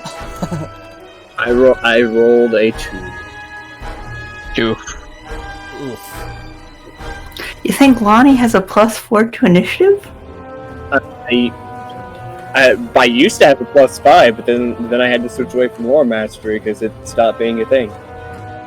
Oh. Yeah, that's why I was like, wait, you rolled a natural 1. Oh. Yeah, I remember it being I higher. have +5, now I have +3. So Hunter starts off? Yeah. Alright, automatic crit and advantage. And Take by the that. way, all of you are surprised. All of you, what are you? No, we're not surprised because my crossbow. What? Yeah. We can't be surprised with the crossbow of warning. Okay, that's actually a good point. You're not that would be okay. Alright, so advantage roll. The creature, however, is not surprised. Sees you coming No, and but I take a turn before it in my thing, which is an assassin feat. Alrighty. Alrighty. So, 17 to hit. Yes, that's a hit. Alright, so that's 8. Automatic crit, so that's Automatic crit? 14? Yeah, automatic crit and automatic advantage because I take a turn before them. If they're I thought the surprised, crit's only surprised. They're not surprised. Let me go to the feed, read it out loud. Assassinate. You have advantage on attack rolls against any creature that hasn't taken a turn in combat yet, and any hit you score against a creature. Oh wait, That is surprised. It's a critical hit. Yeah. never but- mind. but, Good yeah, point. Good point. That Shadow Assassin is not surprised. It takes Alright, damage so as then usual. it would be 9 points of piercing plus sneak attack, which is a good roll. That's 18 max on sneak attack. So that's total of fuck math. 27 points in the first attack. Well, it's a the hand crossbow of warning is a magical weapon, right? Yep. Alrighty, so it takes Yep. damage as usual as the bullet flies from your crossbow and lands right into to the Shadow's chest. It seems to, Jim! it seems to, Alright, it seems and to react. the second shot, because it's a light weapon, and I can reload it. What kind of action do you need to take for a reload? None, I believe. With a hand crossbow. none or a bonus. I can't remember which at the moment. Because that's why I took the hand crossbow in the first place. Okay, 5e. I thought the way loading worked was that you were limited to one attack with the weapon per Yes. turn, unless you had the crossbow Oh, expert feat. Then I would have attacked with my magical rapier first. In your offhand? Then first with my arm blade I would have attacked it and then would have shot it up close. Okay. As a offhand weapon. Yeah. Yeah, you have to, since you're fighting at 4-point blank, the advantage cancels out. So roll an attack. Then I have to redo my whole attack thing, because I attack with my rapier first. You could attack with it as an Yeah, improvised okay. weapon, I guess. Okay, so I'm gonna. So No, you're it's attacking like... rapier? Okay, let me explain. Funny. Knowing that I wouldn't be able to shoot twice with it, I would have attacked with my rapier first, and then while I have my rapier in it, shoot it in the face.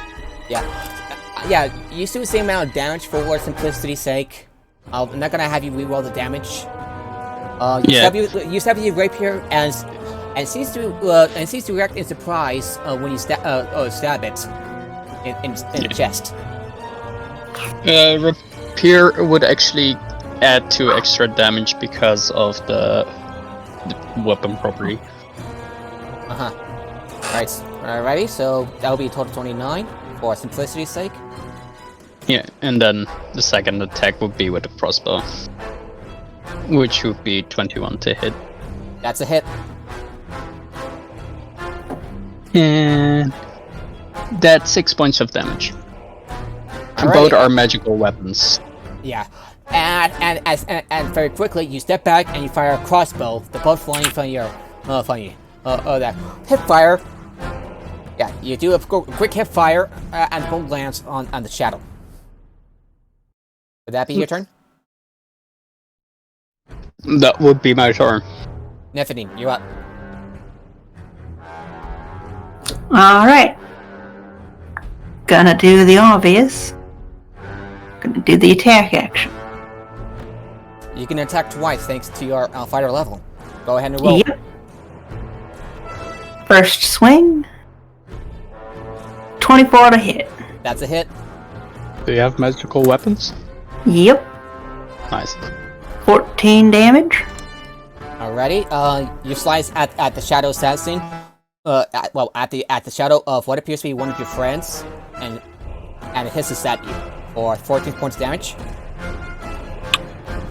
It turns out I never liked Jim that much. It snares at you. Take up the form of your friend's face. However fake it resembles. Do you want me to roll the attack with disadvantage? No. Let me check. I mean, you could assume a flanking position to hunters.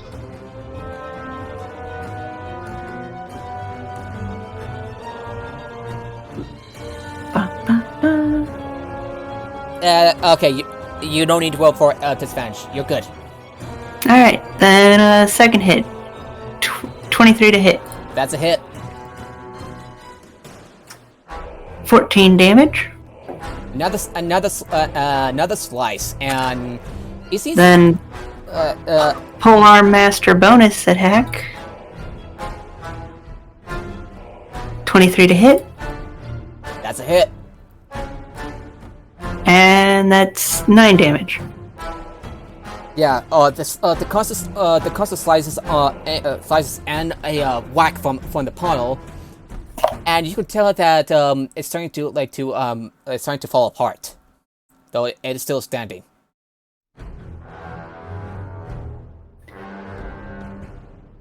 Would that be your turn? Alright. Always were a tough son of a bitch, Jim. Yes, that is my turn. Apparatus. God damn it. You're up. No, the Spectre is now and then apparatus. Oh yeah. Yeah. Oh yeah. Jim, Yeah, take your turn, damn it. Okay. Shadow. So Jim, the you always lack biking. So Jim's shadow is going to do. It's going to see if it can attack. Nephilim twice. Do it. Not a even 10 the son of a 10 bitch doesn't can hit him twice. A 10 doesn't hit. I'm willing to just take the hit for narrative reasons if you want. It does a 23 hit. Does the 23 hit? 23 hits. Okay. That's Go on, Jim. Take out your anger. 7 anger.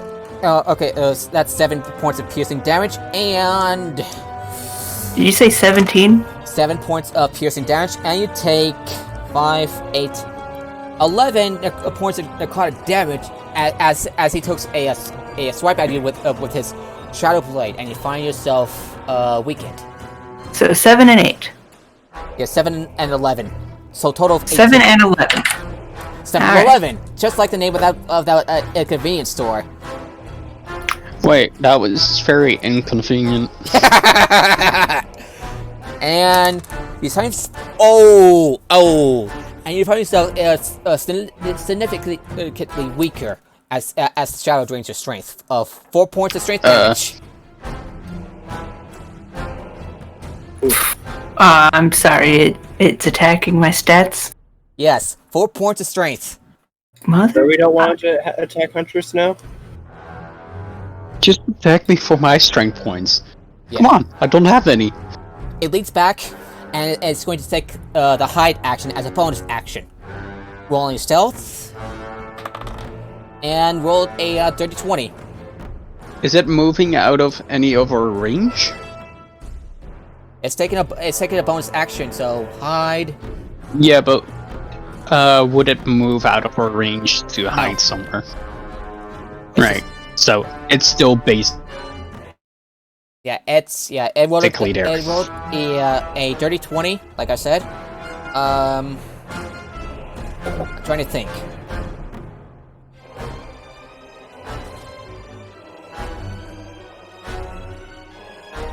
Yeah. So it's still a hide, so you need to look for it.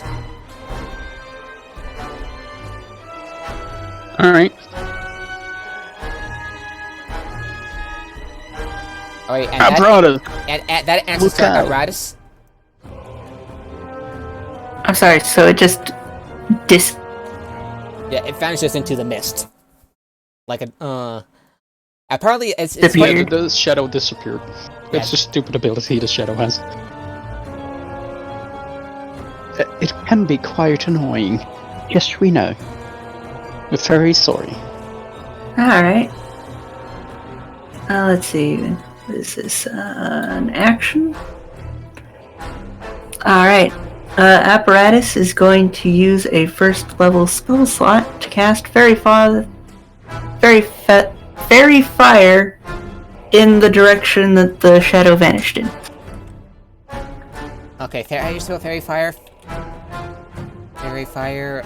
Okay. Each object in a 20-foot cube within range is outlined in blue, green, or violet light, your choice. Any creature in the area, when the spell is cast, is also outlined in the light. If it fails a dexterity saving throw, for the duration, objects and affected creatures shed dim light in a 10-foot radius. Okay. Any attack roll against the affected creature or object has advantage if the attacker can see it, and the affected creature or object Automatic. can't benefit from being invisible. It rolled a Automatic 12. attack. It rolled a 12. So It's a spell save of 16.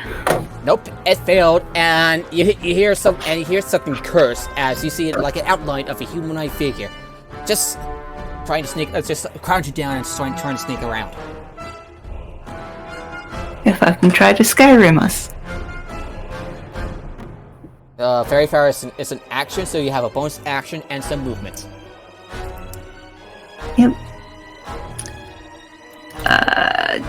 I don't know what bonus actions are available to, I don't think Apparatus has any Apparatus. bonus actions unless she has her little Alexander up. yeah. But I believe it's an action to summon it. Yeah, it's an action to magically create a small or tiny eldritch cannon. So yes. Yeah, so... Yeah. But then Apparatus has Uh-oh. no... nothing So, more that she Apparatus can stands next to Lonnie. Ooh. do. Lonnie, Yeah. deem it. Alright. Alright. Okay, so Lonnie, you're up. As Apparatus stands next to you. Go ahead and aim my book at the outlying creature, and it gets to make a dexterity save with a DC of 17, or take some sacred flame. 14. Failure, so they will take, oh how coincidental, 14 radiant damage. The fire burns away at the shadow and dissipates. Oh, he's dead already. It didn't even hurt me. Would you like us to figure out how to bring it back? I mean, I want to stab it more. There's no trace of it left. I'd rather. that thing not come back. Understandable. How are we going to deal with that strength damage? I was just a bit tired. It'll get fixed overnight. Don't worry about it. Yeah, with some rest, you can get your strength back. It might be an Arcana check to know that. Yeah, let's do that real quick. Sure. Alright, 21. Arcana check. Yeah, this is a Shadow 17. Assassin, and their attacks can can sap the strength of its victims. But with a little bit of rest, basically what I am. so basically with a little bit of rest, you can get your strength back. Yeah. Lonnie, what did you roll for it? 21. Alright, so I'm gonna assume Lonnie's the one that told us. After I just rolled 16. I rolled a 17, so... Yeah, you can use your hit dice to heal yourself, though that some of it may be offset by the psychic damage. I really take a risk. Like right now? Yeah, that's up to you. I think we continue for now. Alrighty, so you want to, you take a short rest. Good. Are we continuing or are we short resting? That's up to you. I think we should continue. It's really up to you, Nevany. I am The fine faster either we way. get out of here. The faster we get out of here, the better it is.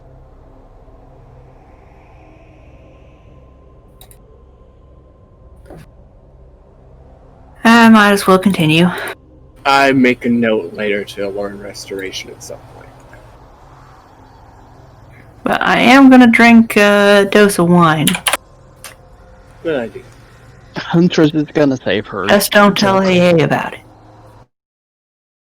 Alright, so you got back about 20 hit points, so you're back at 52, I believe. Yep. No, 30. Okay, so 18. So 35. Actually, 35, 55. 48. 40, yeah, 48. Okay. All right, so you're back, most back up. You're a little beat up, but you're still kicking. You continue onward, and I would like you to roll a third survival check. 21. As before, I'm gonna boost up the fighter friendo with guidance. Or meanwhile, I rolled a 18 plus so 21. Nice.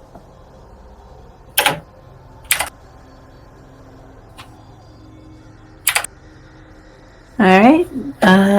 Neff and App rolled 17. You're able to finally you're quite close to the This end. time I had to use the guidance. Sorry. Continue. Yeah, you're able to walk through the walk through the mist, and you still take about 5 points of psychic damage. Awesome, I'm at 38 now. I've never been this low. Yeah, that's actually a little surprising. I killed things too fast. Sorry. As far as you can tell, maybe you can safely rest like you can safely rest. I mean, I'm quite sure Huntress is getting quite amused by the environment and is starting to feel used to it. Yeah. Do you want to rest? Yeah. Do you want to rest for the night, or do you continue forward? What do we want to do? Yeah, you see that although it's hard to see the sunlight, it is starting to set. Neffany, Operator's Lonnie, what do you guys want? Guys need some rest? I think that was probably more on Neffany, since I believe they're the only one without dark vision. No, Operator's and Huntress both don't have night vision.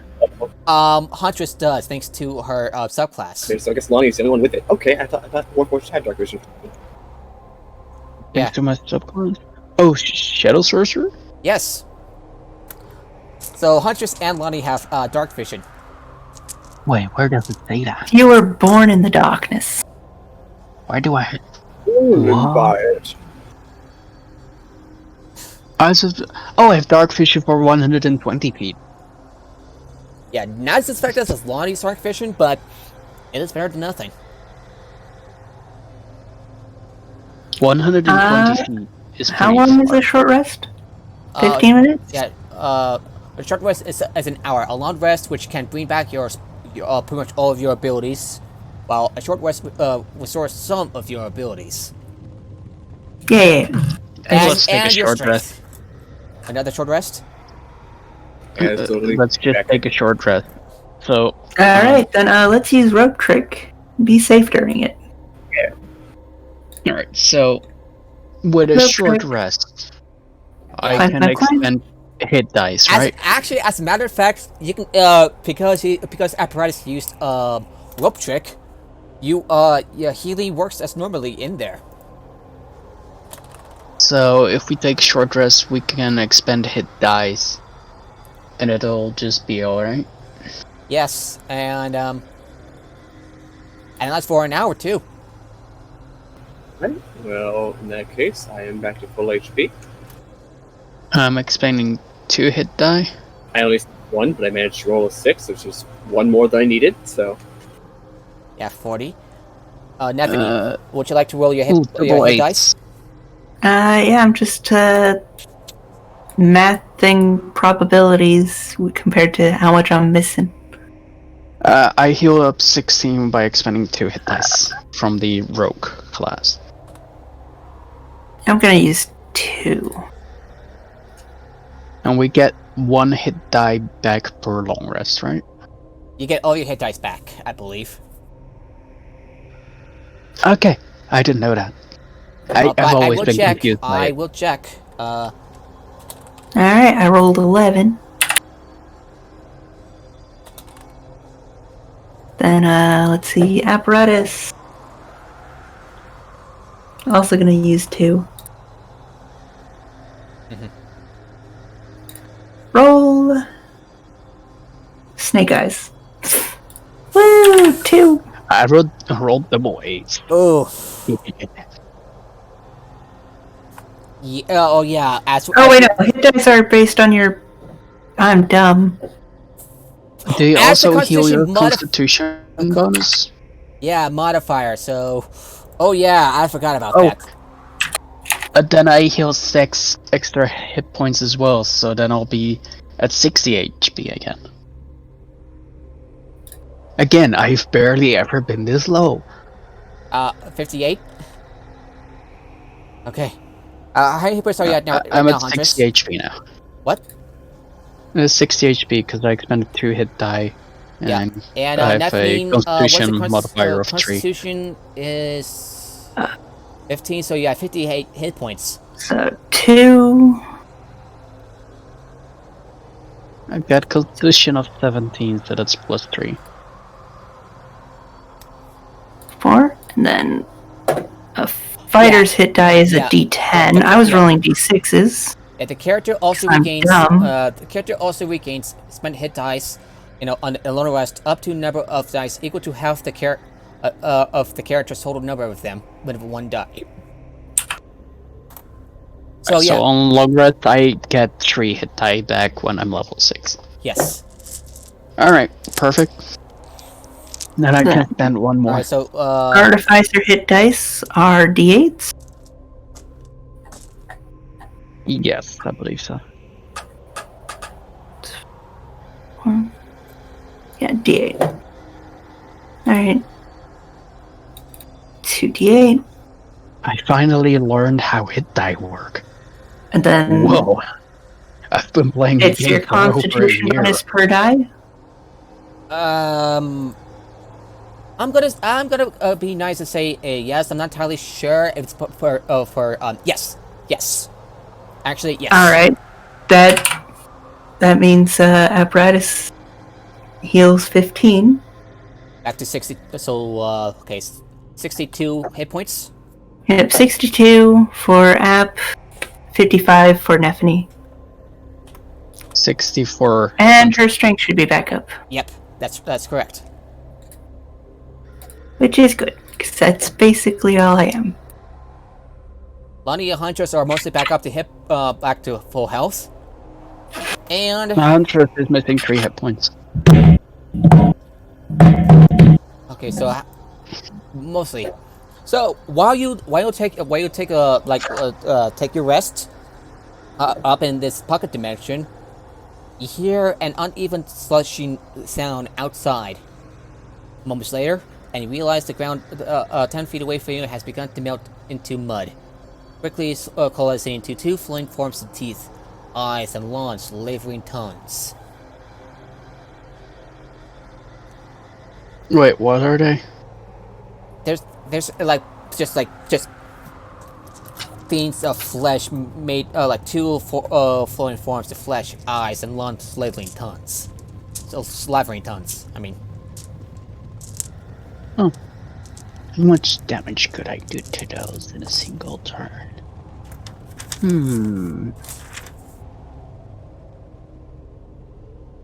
Y'all, maybe we want to pay attention to that. I'm paying attention. Are we about to go? Are we about to deal with that? Do we wanna? Really want? If Huntress is really bloodthirsty, I can slap through the visibility, and then they can go ahead and get their whole surprise. They can get it done quickly. I mean, true. Though, can they see us right now? That is the question. DM? That's up to you. They don't seem to notice you either. They're just being annoying, that's all. It's like, just mildly annoying. If you just continue, they're just being mildly annoying, but other than that... If they're going to be annoying, then that's fine. If they'll eventually wander off, we don't have to kill it. I mean, I could take them down. It says it's straight now. Just 2 rapiers straight in their face. We're here to do a mission, not kill the wildlife. If it is just going to go away on its own, it's not a big deal. It depends on how slowly it's moving and if it looks like it's leaving. Plus, as far As as long we as know, it doesn't it's bother us, off the I won't mist. kill it. Let's do a perception check real quick to see what it's actually doing. Woo! I love to fail those. 17. 20. It's just like making a weird noise. Like,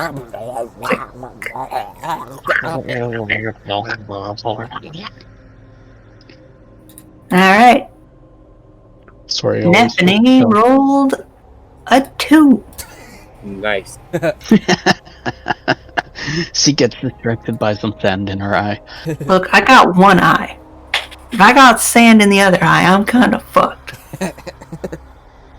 yeah, it's like even with your good eye, it's just like Apparatus got 11.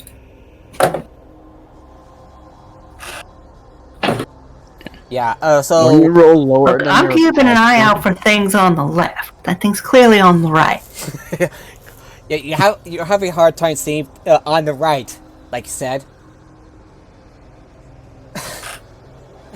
Well, you still wouldn't see me. Yeah. So it would be on your left. Why are you talking about yourself as you get out the pocket dimension? The shivering these shivering things just continue onward, and the shivering noises they make fade away. Good. That's a problem for a different day in a different group. We'll send them over to Celeste. Celeste will like to deal with them. Everything that ain't holy, I'll kill it. As you continue forward, you also find another strange thing. So I'm gonna roll from the random encounter thing. Okay. Lonnie, you seem to almost step on a child's doll that's missing the eyes. And with a nearby bottle of a red viscous liquid Viscous or viscous? and a faint smell of sulfur. Like brimstone.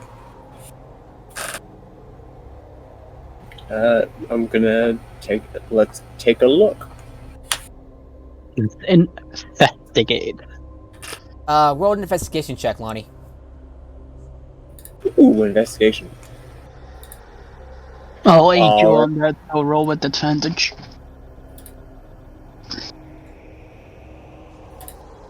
Yeah, you notice that So that will be 27.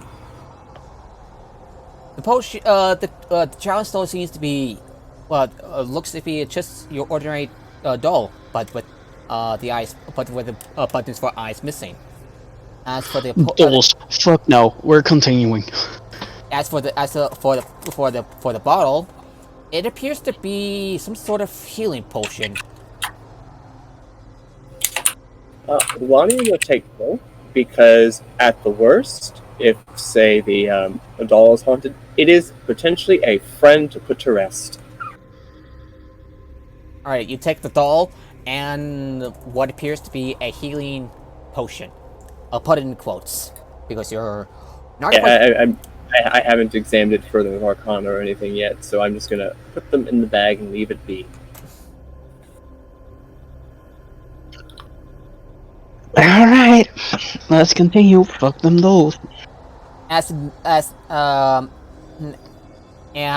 sun starts to further descend, you are passing two small cottages when you see an anchor-like creature the size of a large bear approaching in the distance. The creature is transparent in color and seemingly made of living glass. As it scared towards you, the clouds above and behind it began to darken even further and quickly. The sky opens up, and it begins to rain. Or is that hail? With a horrified sinking of your stomach, realize that the glass horror approaching is fleeing the storm, and those tiny projectiles hurtling toward the ground are teeth, humanoid and otherwise. The sound of bone repeatedly striking glass in the distance begins with a tink, tink, but quickly intensifies. In mere moments, the glass horror chipped and then scattered completely. Only a matter of seconds before before you are bombarded with teeth as well. The two I would like to take my shield and use it as a drying pan. Tink, tink, tink, tink, tink, tink, tink, tink, as it continues to rain on you. It protects you a good amount of this teeth hail, but fever seems to get. Hunter literally ignores it. Roll D4 piercing damage. You see, right. and the conjurers are about 120 feet away from you. 1 point of damage. Well, D4, yeah, 4 points of piercing damage. Alright, I'll take that. Huntress really doesn't care. Lonnie. Okay. That's like a She little. does have a cloak of protection over her head, though. Yeah. So actually, I'm gonna take that back. As you use a cloak to protect yourself, you negate the damage. She always wears her cloak. Yeah, you negate the damage. So so you're back at 60 hit points. Oh, wait. Where's that? Lonnie, apparatus. Cloak of protection. What do you do? If I guess you didn't see in chat, I had to go be right back a second. So It's raining teeth. it's raining sleet. Teeth. Teeth. Teeth. Okay. All right. And you see two small single-story cottages 20 feet away from you. It's And giving me a toothache.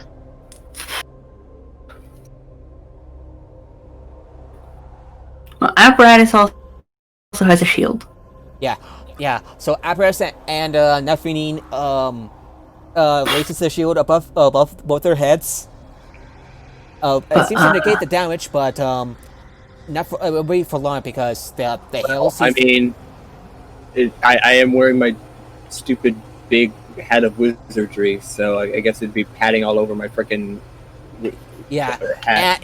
and the teeth starts to slide down on your head. What do? Do you go on to the cottage or take it, or do you are you prepared to take damage? Let's just keep going. We're fine for now. It lasts for a minute, so it's gonna count as a round. So A full minute? a full minute, yes. That's a lot of rounds of teeth damage. The damage was D4, right? Yeah, a D4 piercing damage. So Well, Lonnie's gonna. This is gonna go into a bit of meta, but if it's gonna be a It minute, sounds like Lonnie's gonna die. no. It could only kill me if it rolls max damage for all 10 rounds.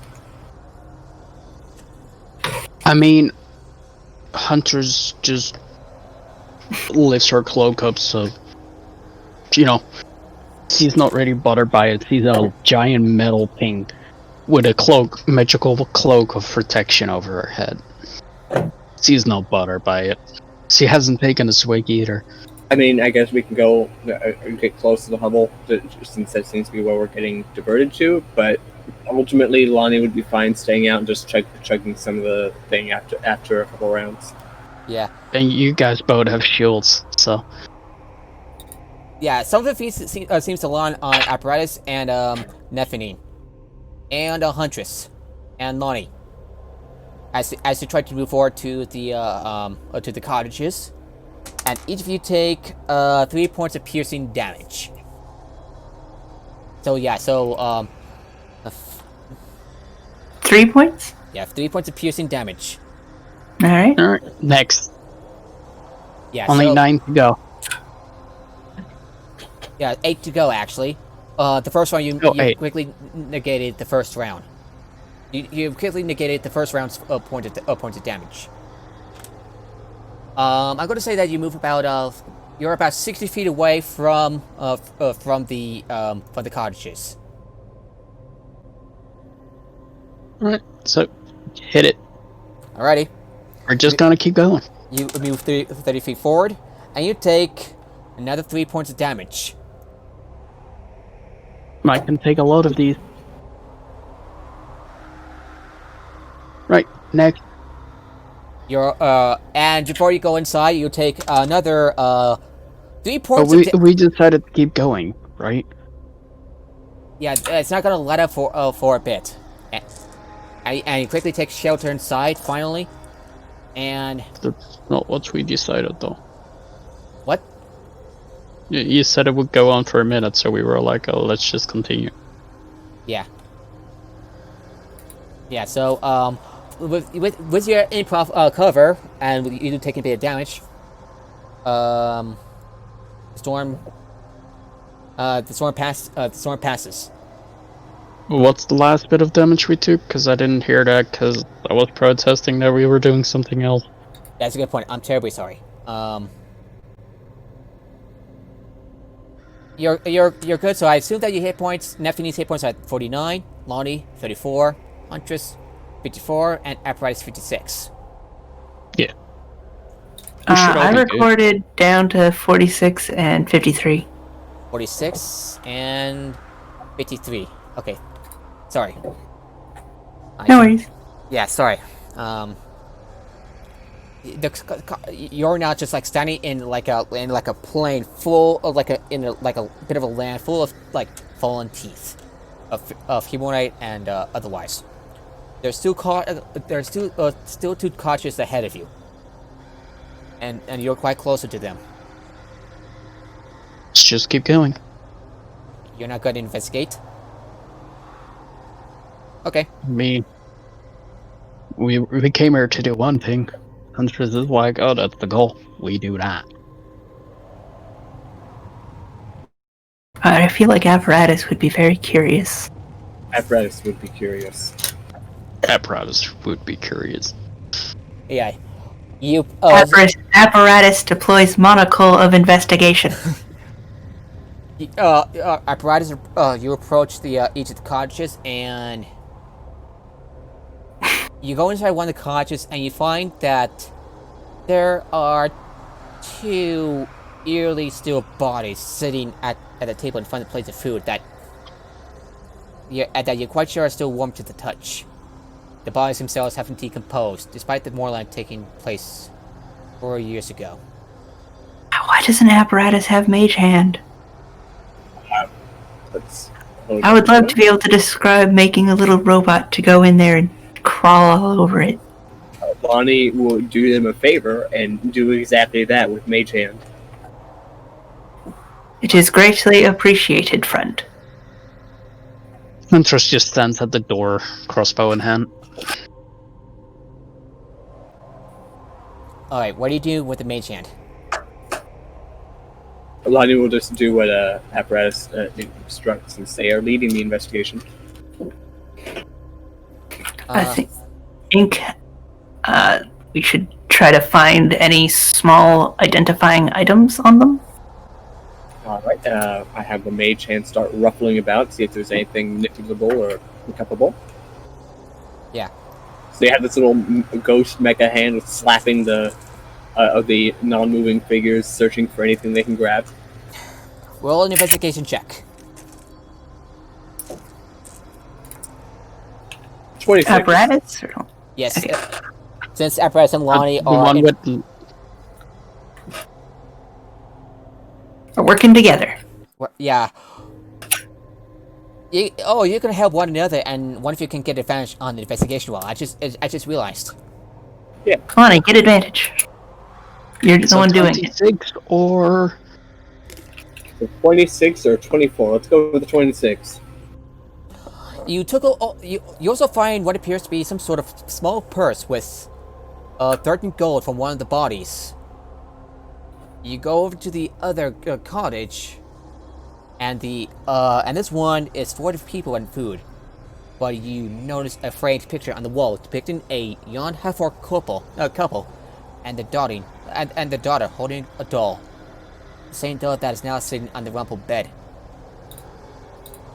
And in that house, you happen to find a red Eberron dragon shard that seems to be that you can guess would net you about 180 gold.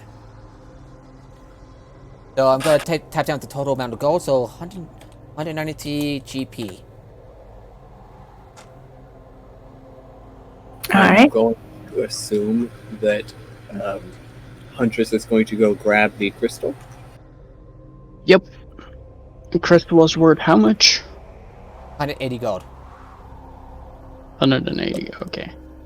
Custom item. Add. Apparatus will grab the photo.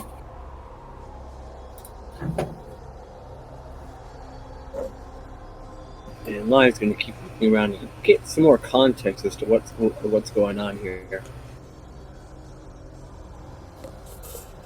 Alright. Custom item. Red This crystal. can go in a museum. It belongs in the museum. I don't know if photographs of dead people necessarily belong in a museum, but I believe it could go in one. Well, I mean, if it's haunted, then it definitely belongs there. It is worth inquiring with the local curator of Sean's museum. Yes, I just want to make a Indiana Jones reference. I am concerned when Indiana Jones starts coming up, because then we start having to run from boulders. And people tend to roll low when you run from boulders. They tend to get rolled over. And speaking of any nasty surprises like boulders, you hear the booming sound of the roar of thunder outside, and you. Is there going to be a boulder of teeth? Nope. It appears to be what appears to be like someone just like decided to cast a thunder wave, and just lingers. Somebody cast Thunder Wave, and there's a lot of loose teeth everywhere. Yes, thunder wave, and it seems to coalesce around these entities. Ooh. I do believe that is the call for the ending of our current investigations. And it may be time for us to leave. It seems to be it looked like undaunted waves of force, and demolishing and powering the volunteers as they go. It's about each. There are two of them, both about 20 feet away from the cottage, and they seem to be getting closer to you. Being that it's a cottage, I'm assuming like there's windows or something on the other side. Can we just like go out the back entrance and keep on our way? If The classic D&D jump out the window and run. I mean, if we don't have to deal with fight, we don't have to deal with fight. You're not wrong, my friend. Additionally, waves of force tend not to have much loot. Yeah, like we don't get a lot out of engaging the living spells. alright, so do you attack it, Hunters or can run pretty fast. Like He's long, alright. long, We are leaving. But since these sonic waves are somewhat slow and you have a bit of a head start, you're able to get away from these living spells and yeah. I'll go ahead and roll an Arcana check. Alright. Arcana 21, 11 plus 10. 16. Apparatus, using their magical monocle of Arcana investigation, rolled a 28. Okay. The living spells are semi-sentient creatures, formed from spells that were being cast at the moment the Mortal Land was created. So these are spells that basically, when the spellcaster got Thanos snapped by the Mournland, the spell was like left in this nebulous condition of being cast but not done cast. And now they just roam around fucking people up? Do Yeah, and with your alignment, you feel that is a bit permanent. It would put it to take care of these, so it wouldn't harm anyone else. But the probability that seems to be unlikely that it will harm anyone else. What do you do? I mean, who's it gonna harm? The empty houses and the teeth? That's a good point. What does everyone else? Is it really our right to take away their right to life? Yeah, they didn't Just choose because to be they're this way. Kind of life form we don't understand.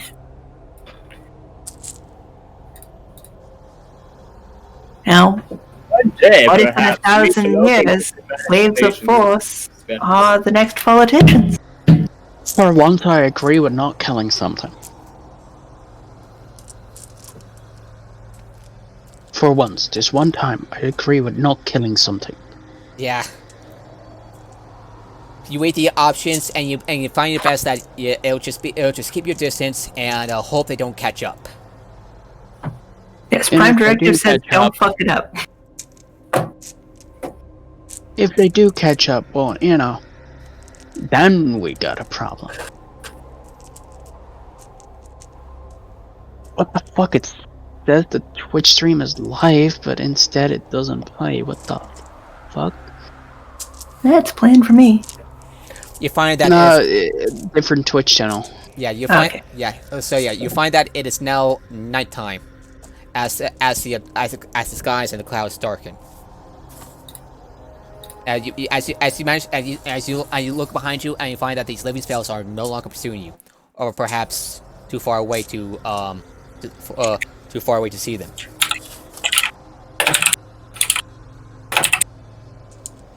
All right. Jesus, it's already 11. I'm going to assume that Nufini and Apparatus have torches they can use in the dark. If not, Lonnie can give them torches.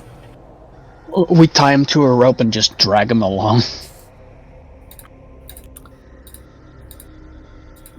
I do have torches. However,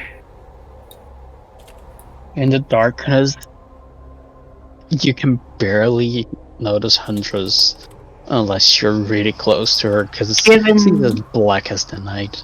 Given that Nephany can't pass a perception check to save her life. The I'll darkness stay on don't the right. be a pilot instead of it. Yeah, if you... Huntress specifically It might stays be on Nephi's helpful right. for this group not being detected to just let the blind follow. That worked. And then if we get into a fight, then we turn on the torches and start fucking everything up. That's fair. So you're not going Just to... tie a rope to each other so we are sure that we aren't cut off. Yeah. Alright, who's gonna helm? Lonnie or me? Lonnie's fine going ahead and leading by just like holding people's hands or something. That'll work. Yeah, while... Huntress will be in the back to make sure there aren't any stranglers. Yeah, while Nephany. while Apparatus and Huntress do not need to rest technically, as they do not, as they don't suffer from sleep deprivation, Nephany and Lonnie does. I would like the two of you to roll Constitution saving throw.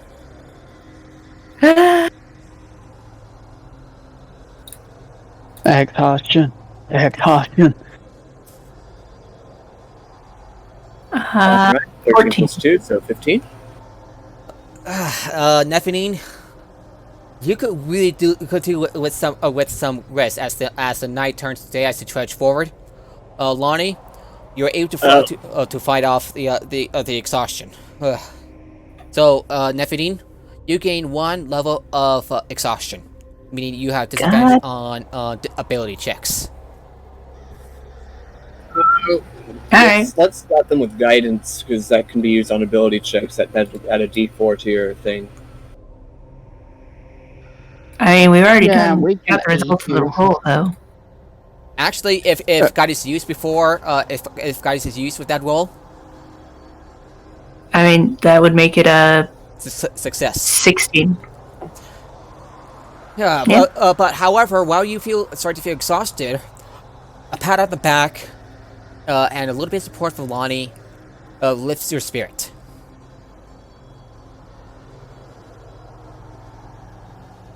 Alright, let's keep going. I think Lonnie in Gnomish. Because I Cool. apparently know that. Nice.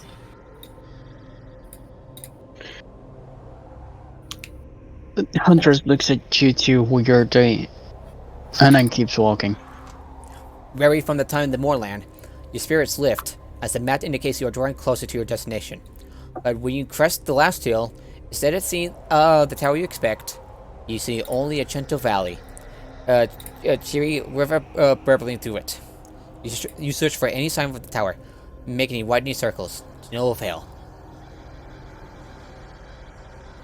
Can I summon my Bloodhog and expect the area? Go ahead and roll a survival check.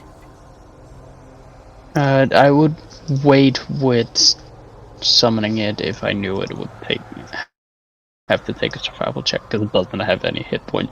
16. So they would literally be like, poof, out of existence if I did that.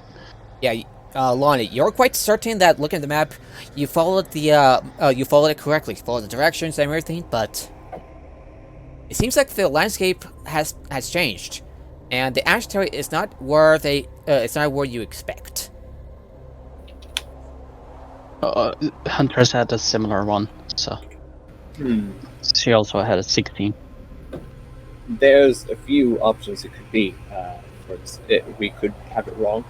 This could also be an illusion, and Lonnie's going to go ahead and test that theory out by chucking a firebolt at whatever's, like if there's a chunk of dirt or something, that just see what the reaction is. It flies across and dissipates midair. It doesn't hit anything. Hit the dirt? Are you firing midair? Or just like the dirt? aiming okay, give it a sec. so it chunks to the ground to see if like it leaves burns or. Hunters would summon a chunks of dirt just like spectral flies hand. across as the bolt hits the ground. At 120 feet, with her chill touch, Hunters will summon a skeletal hand out of the ground. See if you can see it at 120 feet in that direction. Same result as Lonnie's spell. Nothing's just yeah, nothing's there. Just dirt, a river. Okay, so it's probably not an illusion, or if it is, it's an illusion that we can't just see through by cursory examination. Yeah.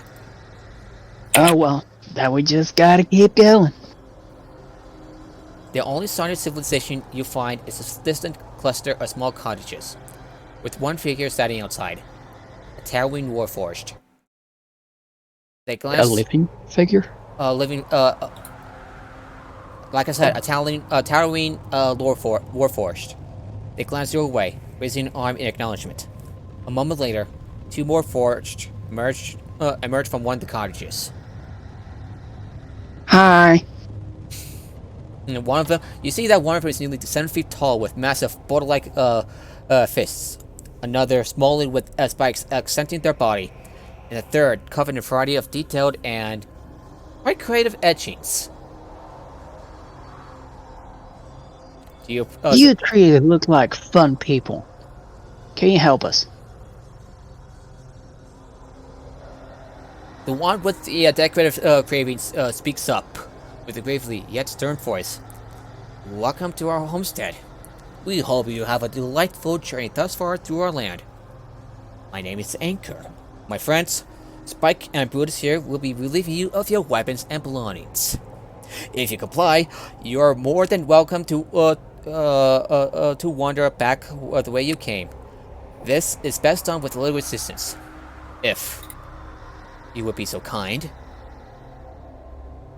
Let's end the session here and pick it up next week, because we've been playing for 3 hours. Yeah, and cliffhanger. We've met 3 warforged. Alright. And cliffhanger. So, retaining weapons. I'd like to see them retain my weapons. They can't be forcefully removed. I mean, bait down. We're just not gonna go with it. Yeah. So, and then. I mean. So we're gonna murder 3 people who were just asking politely to steal our shit. Hey, unlike the. Oh no, they weren't. These people have the sense to ask us first about taking our stuff. Well, we're gonna go ahead. I don't think they meant to do it just to peacefully beat her. Though Huntress will have all her weapons because they're in a bag of holding, or their arm blades that they can't see. Anytime they say your weapons and belongings, that's a shakedown. Yeah, that's definitely a shakedown. And then they can try a shakedown. To be and then to be continued. JoJo style, I guess. Fucking roundabout plays.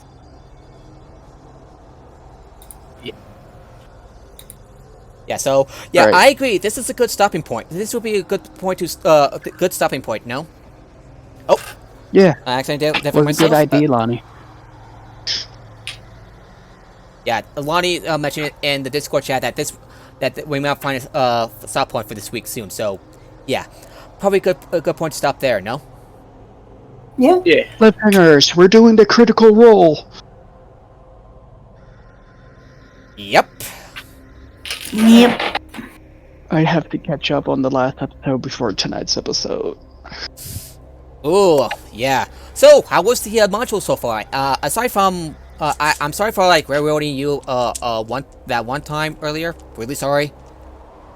You were just Yeah. It happens. It happens. We got some gold in return. Why would the players choose not to do the smart thing? That the module is newborn and huntress. Yeah, because the hail of teeth hurts. You ever been outside outside, then suddenly hail starts pouring down on you? Especially yes. All the fucking time I live frequently. in the Netherlands. Yeah, when It they're can like hail 1 minute, no the other. Then you drift across the road like it's a fucking ice skate, and then the next minute it's 30 degrees Celsius. It's fun living here. It's not that bad as long as it doesn't get too big. yeah. How do you like I the module mean- so far? It's pretty good. Yeah, Norik, it's Nord. What's up? the 2-weapon fighting. Finesse weapons used to count as weapons you could do 2-weapon fighting for. Yeah, as long as they're light weapons, yes. Yeah. So yeah, I hope I did a good job, and I hope everyone had a fun time. Yep. I had a fun time. Though I had a question about repair because it lists it as a finesse weapon. It's not a light It- weapon. That means that you get to use your dexterity. Yes, it's not. Light weapons. By default, that only with 2-weapon fighting by default that only applies with light Oh, weapons yeah, it's like a mid. daggers and short swords, I think, and hand Short crossbows. swords are light. Yeah, swords are, Guess I think, that's are the- the strongest The, base. the dual main wield reason is because otherwise, like, all rogues would just be dual wielding rapiers all the time. That is very true. Yeah, yeah. If Now you have just if you have the right food dual-wielding for a it, rapier and a crossbow. if you have the right food for it, you would be able to wield 2 long swords. That's true. What Or feat would that be? I'll pull it up. I think it's dual wielder. Yes, dual wielder. Yes, you can use 2. That would be perfect for hunters, not gonna lie. Next Yeah. time I can take a feat, I'm gonna take that. Just imagine stabbing people with 2+1 rapiers, because I have 2 of them, but I can't only use 1 at a time. Alrighty, that was a fun one. No. How do you guys feel about the new character? Good. I like them. He's a fun character. Cool. I love the pure right. I had to stop myself because since you were doing that accent in a different campaign, I play a Octofolk investigator, and I also do the Alright, we gotta do this. do the big drawl on when I speak. So I had to not do that also. Yeah. Kept I wanting mean- to kick in. I have Well, a what we changeling that speaks here- like that. On the Sunday group, I have a changeling that speaks like that, so I feel your struggle. Yeah, and I'm sorry if my connection cuts off for a few seconds at a time. For some reason, my connection's spotty. I hope I was easy to understand in spite of that. We blame you the Rona. We just blame the Rona. Yeah, you can't. It's not your fault when the internet company's not providing a good service. It's just nothing you can do about it. Just blame the Rona. I blame the Mori. What I do with everything. I was glad I could still join in. That was fun. Yeah, and I hope you like the Sunday, I little won't bounty be thing. able- And I hope you like the little bounty thing that at the beginning to fill the time before Huntress gets here. Yeah, I was a bit worried when we were going along the route of let's not immediately murder the gnome, and that's precisely when Huntress comes. Yeah, yeah, not a gnome, a halfling. I don't kill gnomes, I kill halflings. Get it right. Alright, we're in the middle of Oh, talking I to would've the felt halfling bad that we already. may or may not be paid to kill. My usual thought is that it was a lot of money for what seemed like a very, very easy job. Like, that's super sus. That is really sus. I want to dig into this. It was like, it's either they're secretly 100% innocent, Perfect for or those they're a type of level 20 druid. assassination. Hunters used to do assassinations like that, day in, day out, when she wasn't charmed. Which is why That's I your whole thought you might background. just murder them immediately when you came in. Yeah, they're like, oh, please, I just don't. A hunter doesn't have a conscience. I swear. Hunters just doesn't care. Sharks like a fucking pseudo dragon to have it as a pet. I don't have a conscience. There we go. Hopefully, Apparatus Play will be with us next week, and hopefully, things look up. I think it's gonna be December before they return. They really need some time. Yeah, They said They a told month. me about Oh a few yeah, things that were going on. Apparatus Play will be. We wish her well. Yeah. Yeah, and I'm sorry. I came up a bit of a ass earlier. I'm really sorry. That's all right. Yeah. Sometimes my disability. I'm autistic. Yeah, we get it. It's fine. You get it. Don't worry. Yeah. Okay. I have the same fucking problem, and my girlfriend does too. Yeah. It is very annoying when you're trying to explain each other something, and you both mean the same thing, but your brain just doesn't function that way, so it doesn't register as that thing. Yep. Yeah. Also, other people will be able to handle this more deftly. It's just like with me, just like. Anyway, so I'll be rating Kaylee Cass. Haven't seen it in a while, and it looks like she's playing the new Assassin's Creed game, Valhalla. I'm getting it in 10 hours. 10 okay. hours. 10 hours. Oof. Maybe not I get my Kaylee money Cass in for 10 some hours. reason, but we'll be raid. Not sure who to raid. How about Lonely Gator? I don't know. I'll see if I can raid someone. And in the meantime, we'll see you again on another game of D&D. D&D, either on Sunday or next Thursday, depending on how things go. And Bye. all right, see you later.